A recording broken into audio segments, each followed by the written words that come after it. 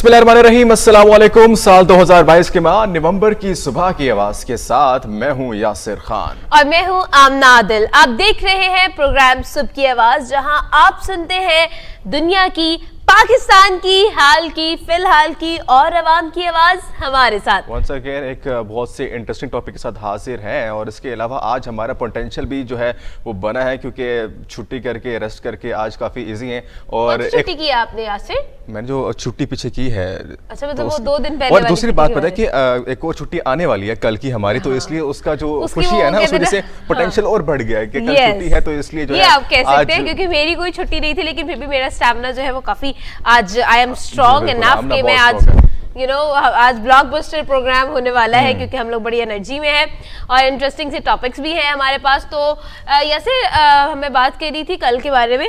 कल वो जो रास्ते ब्लॉक हुए हैं, हाउ ड्रेसिक इट वॉज, ट्रैवल करना इतना मुश्किल हो गया था कल।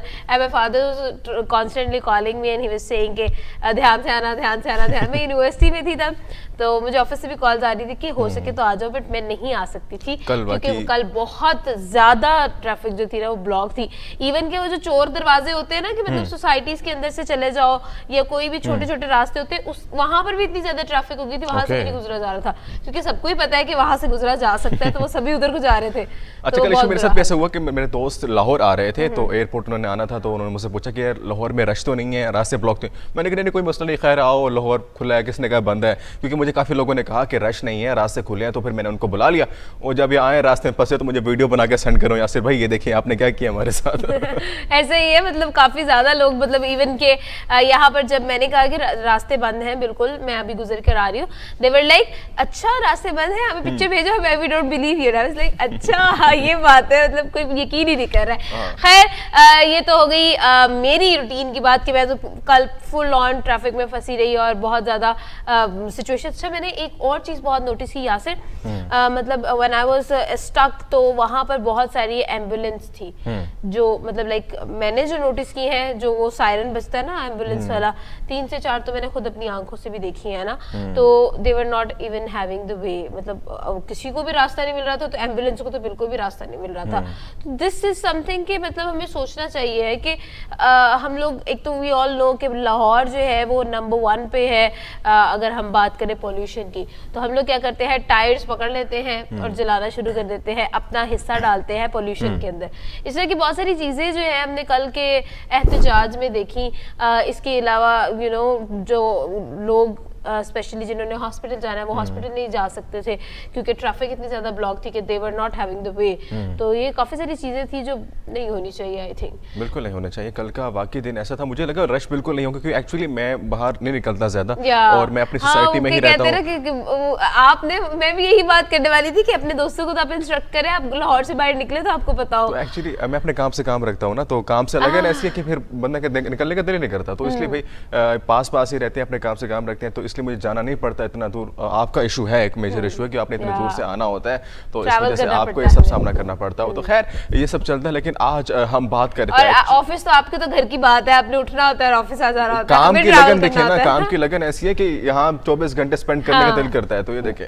तो खैर एक्चुअली हम बात कर रहे थे जो यस्टरडे या उससे पहले जो भी इंसिडेंट हुए हैं या उसके लिहाज से कोई भी इवेंट्स हुए, लाइक इमरान खान के और जो एक इंसिडेंट हुआ फायरिंग का, उसके बाद उनको हॉस्पिटल ले जाया गया, उस सब के बाद जो सिचुएशन क्रिएट हुई है जिस वजह से ट्रैफिक ब्लॉक हुई है और रास्ते बंद हो गए थे। और एक्चुअली आज हम बात कर रहे हैं एक्चुअली खान साहब की इस सेहत के बारे में, जो उनकी शौकत खानों में उनको ले जाया गया। कि हम लोग प्रॉपर्ली इंडेक्स की तरफ आ रहे हैं कि एक्चुअल में आज हम क्या बात करने वाले हैं।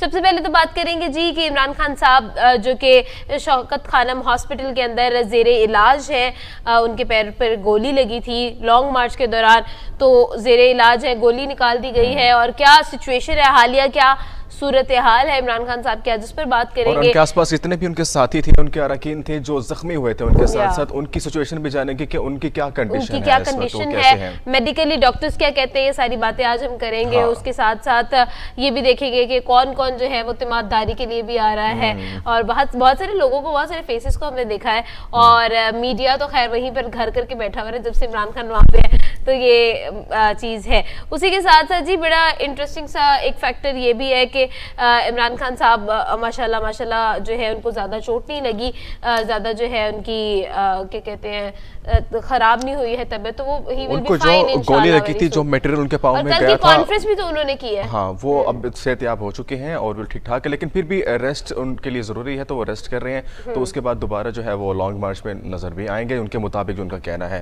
तो फिलहाल ये सिचुएशन वहाँ पे जो है क्रिएट हुई है, इस बारे में मजीद भी बात करेंगे, डिटेल में जाएंगे। लेकिन अब अगले टॉपिक की तरफ आते हैं कि अगला जो हमारा टॉपिक होगा वो तो अगला टॉपिक बड़ा इंटरेस्टिंग होने वाला है। और अगला टॉपिक है हमारा जी एक इनोवेशन के बारे में। एक बहुत ही छोटे साइज का टीवी बनाया गया है, इन्वेंट किया गया है जी, और उसका साइज अगर देखा जाए तो it is a size of a post card, है ना। बिल्कुल। तो वो एक छोटी सी जो पोस्ट होती होती है ना, पोस्ट टिकट जो होती है, उसके जितना साइज है एक टीवी का।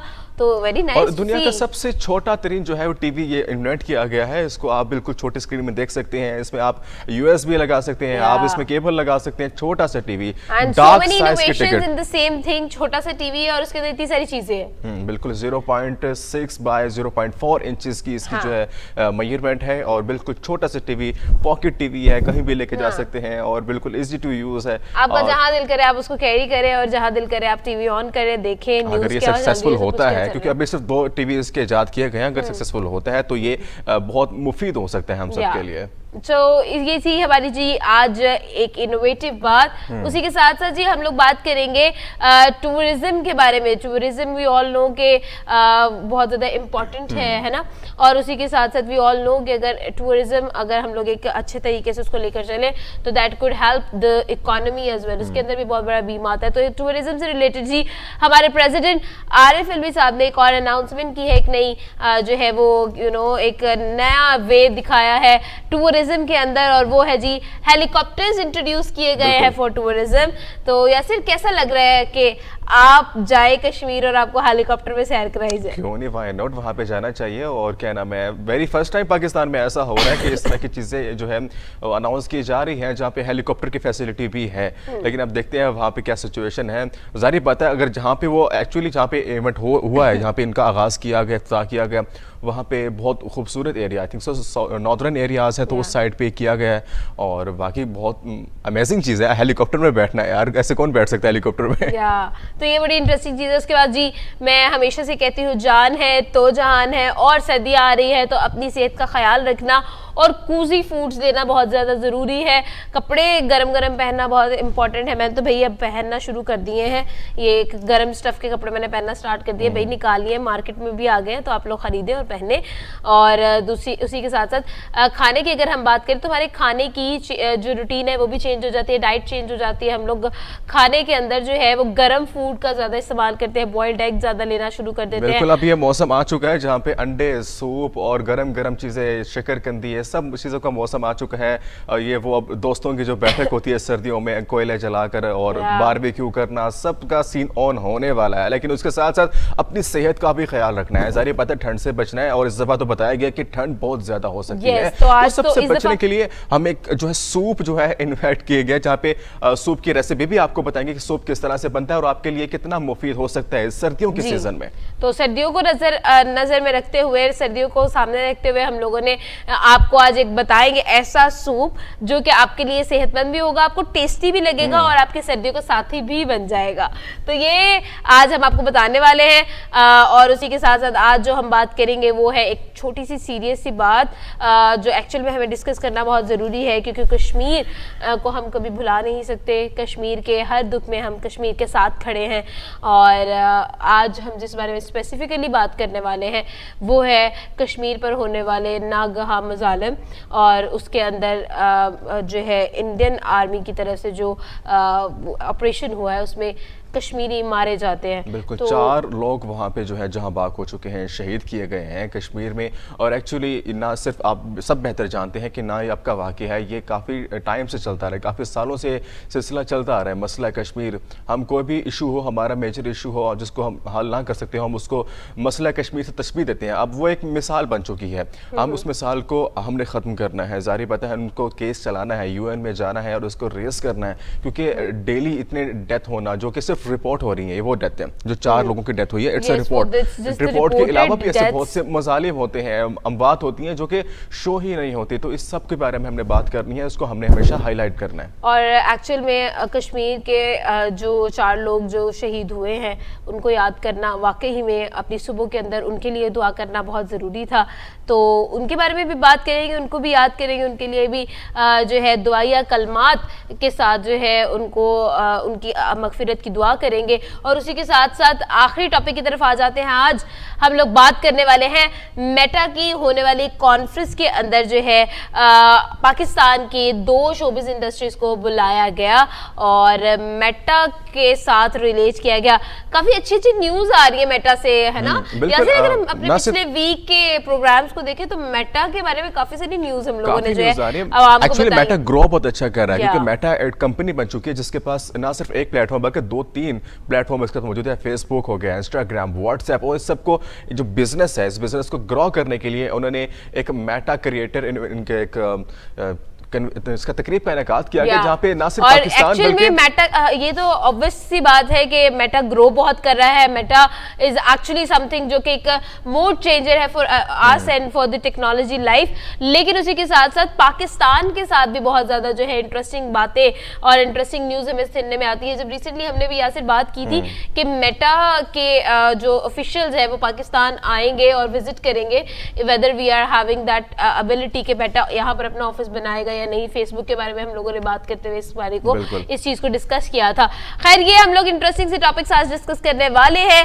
अगर आप जो है अपना स्टैमिना बनाना चाहते हैं, जल्दी से चाय का कप पकड़ लें और इंतजार करें हमारे वापस आने का। तो लेते हैं एक छोटा सा ब्रेक, आप तक वापस आएंगे बस थोड़ी ही देर में। Will be right back. देखते रहे सुबह की आवाज हमारे साथ।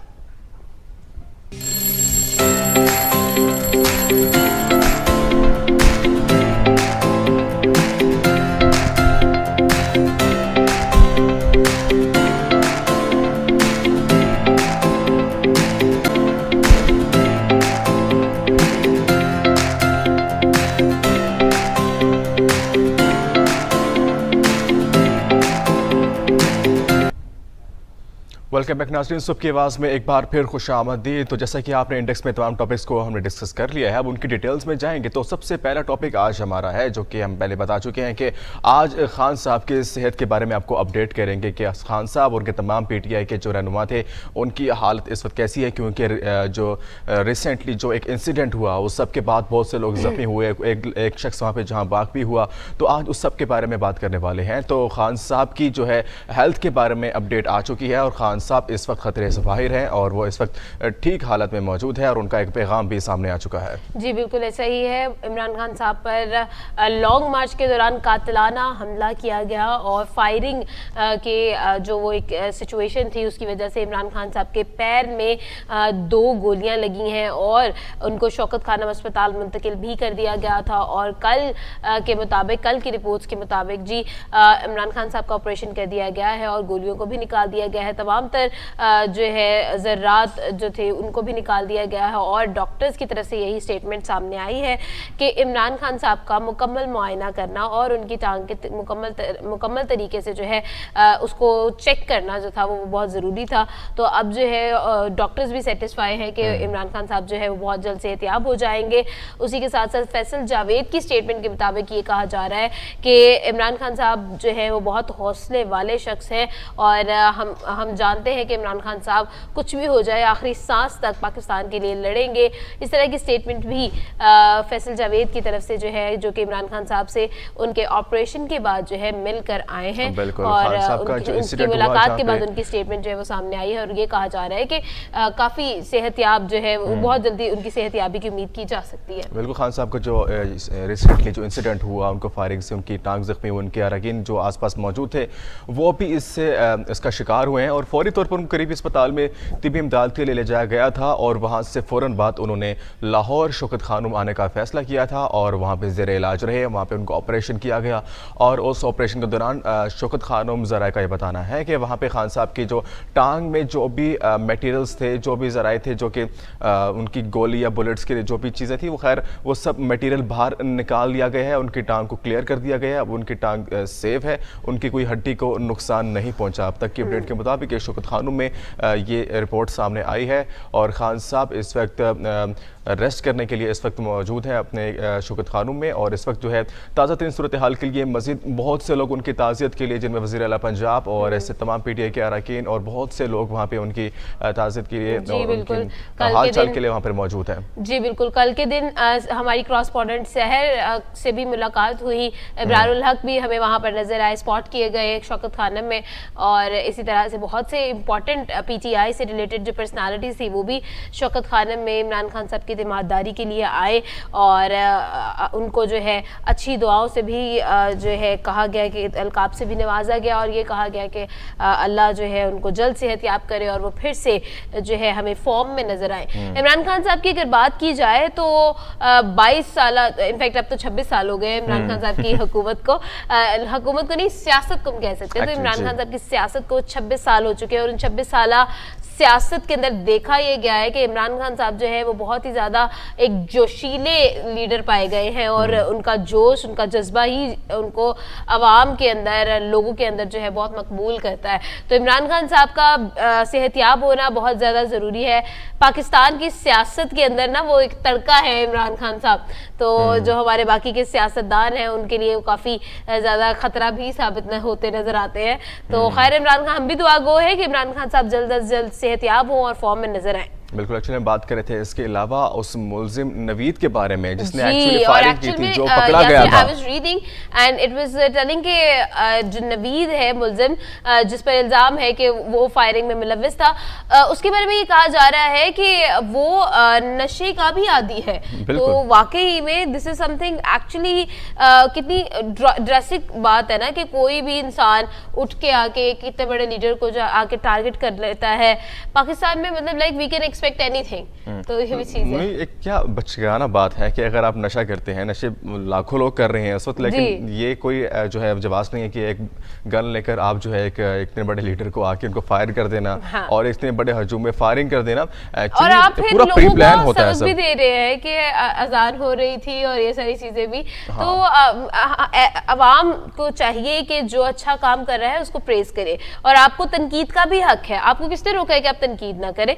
तो एक्चुअली तो ये चीज़ बड़ी इंटरेस्टिंग है कि हम लोग क्या करते हैं कि हम लोग तनकीद करते हैं और तनकीद को अपने सर पर सवार करके ऐसे एक्शंस कर लेते हैं, ऐसी चीज़ें कर लेते हैं कि हम लोग वो एक्चुअली बहुत ही गलत इमेज क्रिएट करता है। इंटरनेशनली आप जानते हैं कि पाकिस्तान को जो है ऑलरेडी बड़ी मुश्किल से जो है हम लोग एक अच्छी पोजीशन पर स्टैंड कर रहे हैं। उसके बाद जब इस तरह की न्यूज़ सामने आएगी तो बहुत बहुत बुरी सिचुएशन। एक्चुअली वो नवीद की जो मोहल्लेदार थे, जब इन्वेस्टिगेशन की गई तो वो भी ये बता रहे थे कि वो ऐसा है नहीं एक्चुअली, लेकिन वो ऐसा वो कर किया है। तो खैर इसकी इन्वेस्टिगेशन मज़ीद करनी चाहिए कि ऐसा उसने क्यों किया, क्योंकि ये कोई जवाब नहीं है कि मज़हबी टच दे देना उसको कि इस वजह से उसने अजान हो रही थी तो उसने फायर कर दिया। तो ये कोई जवाब बनता नहीं है। उसकी बेगम की तरफ से बयान आया, पुलिस स्टेशन ले जाया गया, क्योंकि छोटी मोटी बात नहीं है। एक इतने बड़े क्राउड को जो है आपने जो है उसको विक्टिम किया, वहाँ पे एक शख्स जहाँ बाग हो चुका था और पता नहीं क्या क्या हो सकता था वहाँ पर। तो खैर इस सब करने में उनका जो भी उन्होंने खैर किया, इसकी मज़ीद तशवीश होनी चाहिए कि एक्चुअली ऐसा क्यों हुआ, क्योंकि एक छोटी मोटी बात नहीं है, इट्स अ मेजर इशू। ऐसा ही है। और उसी के साथ साथ यहाँ से I would like to add in that कि इमरान खान साहब की अगर हम 4 साल हुकूमत की बात करें, लाइक 3.5 ईयर, तो उसके अंदर इमरान खान साहब ने हमें बहुत अच्छे से रिप्रेजेंट किया है इंटरनेशनल मीडिया पर, इंटरनेशनल लेवल पर हम पाकिस्तान की बात होना शुरू हुई है। और हम लोग अगर रिसेंटली FATF की बात करें तो इवन तमाम तर सियासी पार्टीज ये मानती हैं और ये एडमिट करती हैं कि अगर FATF से पाकिस्तान जो है वो ग्रे लिस्ट से हटा है, रेड लिस्ट से निकाला गया है, तो इसमें इमरान खान साहब का बहुत बड़ा हाथ है। तो ये चीज़ है। कल तो पाकिस्तान के अंदर अगर हम देखें तो एहतजाज करने वाले लोग, ये तमाम तर लोग, मैं ये नहीं कहूँगी कि सिर्फ वो जो नवीद था जिसने फायरिंग की वो ही सिर्फ इतना जज्बाती था। कल लोगों ने जो तबाही की ये एहतजाज की सिचुएशन में अगर हम देखें, रोड्स कम्प्लीटली ब्लॉक हो गए थे। असल में ना मैं आपको इंटरेस्टिंग सा एक कल का वाक़या बताती हूँ। कल ना हमारा एक लेक्चर फ्री था, वो होता है फ्रॉम 2:30 to 4 में फ्री थी। मतलब वो एक टीचर थे, वो छुट्टी कर ली उन्होंने। तो ये बड़ा अच्छा मज़ेदार सी चीज़ होती है, जब टीचर छुट्टी कर लेना बड़ा मज़ा आता है। तो हम लोग वी वर फ्रेंड्स, तो हमने सोचा कि चलो ना हम लोग ना, तो हमें यहाँ पर ना जलाल सेंस में प्रमोशन होगी, हाँ अच्छा, यहाँ पर एक कैफे है जो कि केनाल रोड पे है ना, तो वहाँ हम लोगों ने कहा कि वो हमें बड़ा पसंद है, तो हमने कहा कि चलो यार वहाँ से आके कॉफी पी कर आते हैं। तो हम लोग इसी रोड पे आ रहे थे और वो कम्प्लीटली ब्लॉक। हम लोगों ने कहा अच्छा मेट्रो से चलते हैं, वो इधर से हम लोग, वो एक रास्ता है मुल्तान रोड से इधर को आने का, तो हम लोगों ने हर रास्ता जो है आजमा के देखा, लेकिन हमें वो जगह नहीं मिली, मतलब like we couldn't go there. तो हम लोगों ने बड़ी कोशिश की, फिर हमने कहा यार टाइम हो गया फाइनली, तो लेट्स जस्ट गो बैक। वापस का रास्ता एक था और वापस जाते हुए भी ना हम लोग दरम्यान में फंस गए थे असल में, ना आगे जा सकते थे ना पीछे जा सकते थे। तो बड़ी मुश्किल से 4 बजे जो है ना हम लोगों ने क्लास के वक्त यूनिवर्सिटी पहुंचे। तो ये एक सिचुएशन हमारे साथ बड़ी ही वियर्ड सिचुएशन, मतलब हम लोग बैठे हुए थे दरमियान में, कोई रश नहीं था, कुछ भी नहीं था, मतलब हम लोग when we were on our way back home हम लोग यही सोच रहे थे कि यार अच्छा ही था कि हम लोग यूनिवर्सिटी में ही कुछ खा लेते, क्योंकि इतना ज्यादा हम लोगों को स्ट्रेस हुआ ना कि दरमियान में हम लोग फिर फंस गए, फिर वापस जाते हुए इतना इशू हुआ।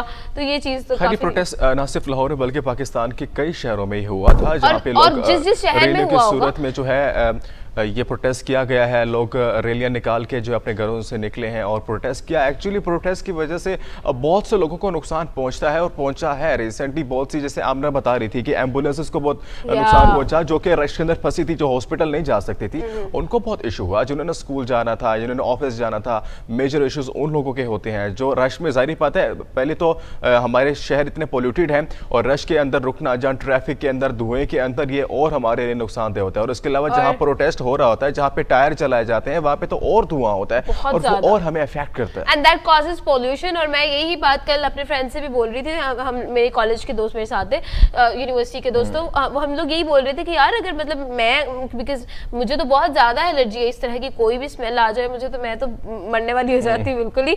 तो वो पोलन एनर्जी हो जाती है उसी वक्त ही। और उस वक्त अगर हम उसी के दरमियान में ये देखें कि फॉग वाली सिचुएशन चल रही है, स्मोक वाला एक हमारे पास सिनेरियो चल रहा है, तो ये बड़ी इंटरेस्टिंग सी चीज, बड़ी वियर्ड चीज हो जाती है। आप खुद देखें कि हम लोग जब जा रहे होते हैं तो इट्स लाइक बिल्कुल पॉल्यूटेड एरिया है और आपको हेल्थ हैजर्ड्स बहुत ज्यादा हो जाते हैं उसकी वजह से, और बहुत सारी सिचुएशन। और उसके साथ साथ जब इस तरह का एहतजाज हो रहा होता है ना, लोग जो वहां पर फंस चुके होते हैं, वो उनमें इतनी फ्रस्ट्रेशन हो जाती है। कल मैं ड्राइव कर रही थी तो एक और इंटरेस्टिंग सी सिचुएशन आपको बताती हूँ कि मैं जा रही थी तो वो थोड़ी सी ना एक और साइड से गाड़ी आ रही थी, तो वो बिल्कुल टच होने वाली गाड़ी, उसने जोर से मेरी गाड़ी को मारा, थप्पड़ मारा, और आई वाज लाइक मैं डर गई एक्चुअली। मैंने चीख मारी, मैंने कहा यार ये इतनी फ्रस्ट्रेशन लोगों के चेहरे पे नजर आ रही होती कि यार ये इतने फ्रस्ट्रेट हो गए, 2-2 घंटे तो वो एक ही जगह पर खड़े हो, गाड़ी चल रही है, तो बड़ा वाकई में एक बहुत अजीब सा सिनेरियो क्रिएट होता है। जहाँ भी प्रोटेस्ट हो रही है, छोटी मोटी रैली भी हो ना, अगर ग्रुप की सूरत में खड़े हैं और उनसे हम रिक्वेस्ट भी नहीं कर सकते कि आप जो है काइंडली हमें रास्ता देते हैं, हमें यहाँ से गुजरना है, तो हमें इमरजेंसी है। अगर हम रिक्वेस्ट भी करते हैं तो वो और गुस्से में और एग्रेसिव होकर हमारी तरफ आते हैं। वो एक्चुअली हमें फिर जो है अपना बच बचाव करने के लिए उनसे सॉरी कह के चुप कर जाना पड़ता है, क्योंकि रश बहुत होता है, उनका ग्रुप बहुत बड़ा होता है और उनके हाथ में लाठियां, आग, ये सब देखते हुए हमको खुद चुप कर जाना चाहिए होता है। लेकिन एक गलत चीज है, लेकिन अगर किसी को इमरजेंसी है उसको समझना चाहिए। मैं कहूंगी कि हम लोग ये तो ठीक नहीं कर सकते कि एहतजाज को रोक दें, ये सब कुछ तो नहीं हो सकता है, इसमें टाइम लगेगा। लेकिन अगर आपको कोई न्यूज मिल जाए कि एहतजाज होने वाला है, तो आप गुरेज किया करें कि आप बाहर ना निकले, स्पेशली फैमिलीज के साथ बाहर ना निकले, बाहर ना जाएं, क्योंकि सिचुएशन जो है वो वाकई में बहुत ज्यादा क्रिटिकल हो जाती है उस टाइम पर। फिर फ्रस्ट्रेट आपने खुद तो होना ही होता है, साथ में फैमिली भी हो जाती है, तो बेहतर है कि आप लोग घर पर रेस्ट किया करें उस टाइम पे। बिल्कुल। इसके अलावा जो सिचुएशन है हमारे इस वक्त पूरे पाकिस्तान में लॉन्ग मार्च के हवाले से, इस वक्त जो है बड़ी लर्ज़ाखेज़ सूरत हाल जो है उसके इम्कानात नजर आ रहे हैं, क्योंकि खान साहब दोबारा आने वाले हैं अपने सेहतयाबी के बाद। उनके जो अरकान हैं, जिनमें फैसल जावेद और उनके टिकट होल्डर अहमद चट्टा साहब ने ये भी वो भी सेहतयाब हो चुके हैं। एहतजाज जो है वो जारी रहेगा और ये कब तक रह सकता है, वी हैव नो आइडिया। और उसी के साथ साथ यहाँ एक और इंटरेस्टिंग सी बात मैं आपको बताऊंगी कि अगर हम लोग एहतजाज की ही बात कर ले, तो पाकिस्तान में, ऑल ओवर पाकिस्तान जब ये ऑब्जर्व किया जाता है, इवन कि रूरल एरियाज के अंदर भी लोग जो है वो ग्रुप की शक्ल में आ जाते हैं। तो आप लोगों से मैं वाकई में ये कहूंगी कि प्लीज एक तो इन सब चीजों का हिस्सा मत बने, क्योंकि आप लोगों के लिए बेहतर नहीं है। और उसी के साथ साथ जो है अपनी जो है फैमिली का और अपनी जो अगर आप you are driving a car, तो बहुत ज्यादा ख्याल रखें और एहतियात करें, इस तरह की रश की जगहों पर मत ही जाएं, तो बेहतर है। बिल्कुल। इट्स अ मैसेज कि आपको खुद समझदार हैं कि आपको प्रोटेस्ट किस तरह से ज्वाइन करने हैं। अगर आप जा रहे हैं, अपने एक जमहूरी हक है आपके पास एहतजाज करने का, अगर आप वहाँ पे जा रहे हैं तो आप पुरअमन तरीके से एहतजाज कर सकते हैं। आप पुरअमन तरीके से अपने मुतालबात मनवा सकते हैं। रास्ते बंद करना, सड़कें तोड़ फोड़ का निशाना बनाना, उसके बाद टायर जला लेना और दूसरों की ट्रैफिक को नुकसान पहुंचाना, इससे कोई नुकसान नहीं। कल को कोई और प्रोटेस्ट कर सकता है और आपको भी नुकसान पहुंच सकता है। इस तरह से ये 75 साल से पाकिस्तान चलता आ रहा है और इस तरह के प्रोटेस्ट हो रहे हैं, लेकिन इस तरह के जो इश्तियाल अंगेजी वाले जो एहतजाज है वो कभी कामयाब नहीं होते। और आप एक पूरा और मन चीज तरीके मैं से ऐड करें करना ताकि चाहूंगी मुतालबात हो सके। अगर हम लोग कल के एहतजाज की बात करें या इस तरह के एहतजाज की बात करें तो ये लोग अपना एहतजाज तभी शुरू करते हैं जब ऑफिस में छुट्टी होने वाली होती है। लाइक 4 बजे से पहले एहतजाज शुरू हो गया था और 5 बजे जो है आमतौर पे ऑफिस में छुट्टी होती है, तो वो लोग जो 9 to 5 जॉब करके बाहर निकलते हैं और सामने जो है उनको ट्रैफिक मिलती है और उनको 4-4, 5-5 घंटे उस ट्रैफिक के अंदर फंस के जो है थोड़ा थोड़ा करके निकलना पड़ता है ना, तो ये बहुत ज़्यादा फ्रस्ट्रेटेड हो जाता है। तो वाकई में बहुत ज़्यादा फ्रस्ट्रेशन क्रिएट कर रहा है हमारी आवाम के अंदर, हमारे लोगों के अंदर। इंसान के पूरे 24 घंटे हैं वो इससे अफेक्ट होते हैं। अगर उसने पूरे 24 घंटे अरेंज किए हुए हैं, प्रोडक्टिव बनाए हुए हैं कि मेरे दिन में ये काम करने हैं और वो नहीं कर पाता एक रश की वजह से। एक्चुअली हम तो एक दिन बात करते कि हमें सिग्नल में 6 माह लग जाते हैं पूरी जिंदगी के, और यहाँ पे जो है इतनी देर रुकना पड़ता है। और ये प्रोटेस्ट पता नहीं काफी टाइम से चलते आ रहे हैं और जब भी प्रोटेस्ट होते हैं तो स्पेशली जो सबसे बड़े शहर है पाकिस्तान में, लाहौर, कराची, इस्लामाबाद, सबसे पहले तो वही बंद होते हैं और इनकी मेन शाहराहें और जहां से जो आप बता रही थी कि चोर रास्ते होते हैं उनको भी बंद कर दिया जाता है कि वहां से भी कोई ना जा सके। उनको बंद नहीं किया जाता, वो खुद बंद हो जाते हैं क्योंकि इतनी ज्यादा ट्रैफिक होती है, वो हर जगह पर फैल जाती है। तो वो इतनी ज्यादा ट्रैफिक हो जाती है कि वहां पर भी बिल्कुल ब्लॉक हो जाता है। लाहौर की ट्रैफिक इतनी बड़ी है, कहां से जाए, इतनी ज्यादा पॉपुलेशन है, बड़ी सड़कें हैं जहां से ट्रैफिक भरी होती है। अब वो गलियों में से छोटी छोटी सोसाइटीज में से निकल के किसी और रोड की तरफ जाएगी तो जाहिर बात है ये इफेक्ट तो होगा। तो हमें खुद भी अपना ख्याल रखना है और दूसरों का भी, क्योंकि किसी के कहने पर हम घरों से निकल आए और प्रोटेस्ट करने लग जाए। हमें खुद सोचना चाहिए कि हमने अपने पाकिस्तान को किस तरह से संवारना है। Because we all know, और हमने बहुत दफा ये बात सुनी भी होगी कि time is money and money is a big power. तो ये चीज बहुत ज्यादा इंपॉर्टेंट है। और उसी के साथ साथ Yasir I would like to add के हम लोग खुद जानते हैं कि अभी मुल्क की सिचुएशन जिस तरफ को जा रही है और एहतजाज चल रहा है, लॉन्ग मार्च भी चल रहा है, फिर इमरान खान साहब पर हमला हो गया और ये सारी सिचुएशन चल रही है, तनकीद, चपकलिश, हर चीज हमें नजर आ रही है इस वक्त सियासत में। तो आप लोग अपने टाइम का बहुत ज्यादा ख्याल रखें, प्रोडक्टिव बने और कुछ प्रोडक्टिव करना शुरू करें, क्योंकि हम लोगों ने बहुत सारे पाकिस्तान में ऐसे लोग देख लिए जो बिल्कुल प्रोडक्टिव काम करते हुए नजर नहीं आते। तो आप बी समवन जो कि वाकई में प्रोडक्टिवली टाइम को यूज करें। तो अपने टाइम का बहुत ज्यादा ख्याल रखें क्योंकि टाइम जो है वो वाकई में बहुत जरूरी बिल्कुल। अब आपके पास टाइम है, आपने सोचना कि आपने इस मुल्क के लिए क्या करना है, क्योंकि आप सिचुएशन काफी चेंज हो सकती है। खान साहब इस वक्त सेहतियाब हो चुके हैं, दोबारा लॉन्ग मार्च की तरफ आएंगे, उनके अरकान भी सेहतियाब हो चुके हैं, अवाम भी इस वक्त तैयार है और इस वक्त 2 अमवात हो चुकी हैं। सबसे बड़ी अमवात जो हमारी सहाफ़ी सदर की हुई, उसके बाद कल एक और परसों मुआज़म गोंदल की भी अमवात हो चुकी हैं। तो ये भी सिचुएशन देखकर आप ये सब जो ज्वाइन करें और उसके मुताबिक अपना एहतजाज जारी रखें, क्योंकि आप लोगों ने चलाना है इस मुल्क को। आप लोग इस मुल्क के फ्यूचर हैं, आप नौजवान उनके साथ मौजूद हैं। तो आप पुरअमन तरीके से एहतजाज को लेकर चलें। अगर करना भी, कोई आपका जमहूरी हक है, कोई रोक नहीं सकता। अगर करना है तो आप इसको तरीके से लेकर चलें ताकि किसी का कोई नुकसान ना आ सके, क्योंकि टाइम बहुत बड़ी जारी बात है, इंपॉर्टेंट चीज़ है। टाइम अगर अब सारा आप यहाँ वेस्ट कर देते हैं, अगर इस टाइम के अंदर वो काम नहीं कर सकते जो कि आप पाकिस्तान को सर्व कर सके, पाकिस्तान के लिए जरूरी हो, तो आई थिंक सो प्रोटेस्ट करने को कोई फायदा नहीं है। Yes true. और उसी के साथ साथ मैं ये भी इसको कंक्लूड करना चाहूंगी कि हम लोग सिर्फ दुआ ही कर सकते हैं कि चेयरमैन पीटीआई और हमारे ex prime minister Imran Khan साहब जो है वो जल्द से जल्द सेहतियाब हो और उनकी सेहतियाबी जो है वो एक अच्छी खबर बनकर हमारे सामने आए कि एहतजाज खत्म हो रहा है, situation is going to normal, इस तरह की चीजें आए तो फिर बेहतर है। तो यही चीज हम लोग कहेंगे। और इसी के साथ साथ प्लीज ये जो एहतजाज करने वाले लोग ट्रैफिक ब्लॉक कर देते हैं, प्लीज मत किया करें, बहुत ज्यादा टेंशन होती है, बहुत ज्यादा टेंशन होती है। आई थिंक सो हमने बहुत सारा टाइम यहाँ पे ले लिया है, तो हमने बहुत सारे टॉपिक की तरफ कर दिया है हमने। तो हम अगले टॉपिक की तरफ आते हैं। तो अगला टॉपिक है हमारा एक ऐसी कंपनी के बारे में कि हम लोग अगर देखें तो बहुत सारी ऐसी कंपनीज हैं जो बड़े बड़े टीवीज बनाती जा रही हैं, मतलब लाइक लोगों की रिक्वायरमेंट के हिसाब से, लोगों के टीवी लॉन्च के हिसाब से जो है उस साइज का टीवी जो है हम लोगों को रिक्वायर होता है और उसी साइज के, लेकिन बहुत बड़े साइज के जो है एलसीडीज एलईडीज हम लोगों को नजर आती है, टीवीज हमें नजर आते हैं। लेकिन एक कंपनी ऐसी है जिसने सबसे छोटे साइज के 2 टीवीज जो है वो मुतारिफ करवाए हैं। वो बिल्कुल छोटे छोटे हैं जी, और उनके अंदर जो है तमाम तर इनोवेटिव जो चीजें हैं, यूएसबी पोर्टल और हर चीज इस तरह की जो भी एक एडवांस टीवी में होनी चाहिए वो सब चीजें। बिल्कुल दुनिया का सबसे छोटा तरीन टीवी जो है डाक की टिकट के साइज का टीवी है और इसको अपने हाथ में आप अपने पॉकेट में ले जाकर it is easy to carry, अभी पोर्टेबल है, आप कहीं भी इसको लेकर जा सकते हैं और इसको चला सकते हैं और इसके अंदर USB लगाकर, केबल लगाकर आप इसको एंजॉय कर सकते हैं। yes, और आप you can also charge it, और आप अपने फोन की तरह उसको साथ भी रख सकते हैं। और 1 चार्ज पे ये जो टीवी है ये आपको 1 आवर की स्क्रीन टाइम देगा। 1 घंटा जो है आप उसको देख सकते हैं, टीवी को जो है आप एंजॉय कर सकते हैं, ड्रामा देख सकते हैं, न्यूज देख सकते हैं, कुछ भी देख सकते हैं। तो ये चीज एक पोर्टेबल टीवी जो है वो इंट्रोड्यूस करवाया गया है। एंड और उसमें से एक टीवी का तो मैं देख रही थी यहाँ से, इसकी जो स्क्रीन है वो it's just 0.6 to 0.4 you know, तो ये तो बहुत ही छोटी सी स्क्रीन होगी, बिल्कुल छोटा सा टीवी है। तो 2 टीवी जो है दुनिया में अगर आपको स्क्रीन पे भी नजर आ रहे होंगे, सबसे छोटे टीवी हैं दुनिया के 2 टीवी जो कि इन्होंने अनाउंस किए हैं, इन्वेंट किए हैं। अब ये मार्केट में भी आ जाएंगे अगर ये कामयाब हो जाते हैं, क्योंकि एक्चुअली कामयाब हो चुके हैं। इसको चलाया गया, इसको एक्सपेरिमेंट कर लिया गया है और ये बड़ा स्मूथ चल रहा है और ये मार्केट में अवेलेबल होगा। USB पोर्टल्स है, आप इसके अंदर USB भी ऐड कर सकते हो, USB को भी USB डिस्प्ले भी हो सकता है।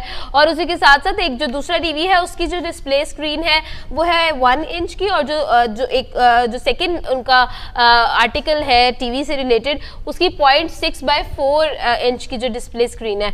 तो ये बड़ा इंटरेस्टिंग सा मतलब कैसा लगेगा छोटा सा टीवी यहाँ से अगर मार्केट में इंट्रोड्यूस होता है। Would you like to have it? अच्छा, मुझे एक्चुअली इस तरह की चीजें बड़ी पसंद होती है, थोड़ी यूनिक सी हो ना, और वो भी अगर हो क्या नाम है टेक्निकल चीजें हो, थोड़ी सी यूनिक सी हो, कुछ डिवाइसेस हो, तो मैं उसको फौरन से बाय कर लेता हूँ। मुझे जैसे भी करना पड़े मैं ले लेता हूँ उसको, क्योंकि इससे पहले भी मैंने देखा था छोटा सा मोबाइल आया था मार्केट में, लाइक इतने साइज का था, वो भी जैसे टीवी का साइज है 1 इंच का होगा आई थिंक सो। तो मैंने उसको फौरन से खरीदा और वो काफी अच्छा चला, लेकिन वो खैर किसी दोस्त ने मुझसे ले लिया था। एग्जैक्टली मैं यही कहना चाहूंगी, रिसेंटली बहुत ज्यादा बात भी हुई थी कि छोटे छोटे फोन्स आ गए थे मार्केट के अंदर ना, वो बड़े क्यूट लगते थे, हाथ में पकड़े होते थे, नजर भी नहीं आते थे, तो वो बड़े अच्छे लगते थे छोटे छोटे फोन। मेरी शायद हमारे घर में मेड थी, उसके पास था वो फोन ना, और वो बहुत ही इकोनॉमिकल थे, मतलब 2000 में 1500 में वो फोन मिल जाता होता था, ऐसे ही था ना? बिल्कुल, एक्चुअली इनकी प्राइस इतनी हो सकती है कि इससे ज्यादा हो नहीं सकती अगर यूनिक चीज है, क्योंकि और एक उसका वेट बहुत कम था, मतलब हाथ में पकड़ा होता था तो वो कैरी करते हुए पता ही नहीं लगता था कि मतलब फोन पकड़ा है। लेकिन जाहिर बात जब डिमांड बढ़ती है तब इसकी प्राइस भी बढ़ जाती है। डिमांड अगर इसकी बढ़ गई टीवी को, जाहिर बात है इसके प्राइस भी बढ़ेंगे, क्योंकि छोटे मोबाइल है, लोग इसलिए ज्यादा पसंद नहीं करते क्योंकि एक्चुअली सबको मोबाइल जरूरत होती है, अगर जरूरत उसकी पूरी नहीं हो रही है उसमें तमाम चीजों की, तो वो उसको नहीं खरीदते।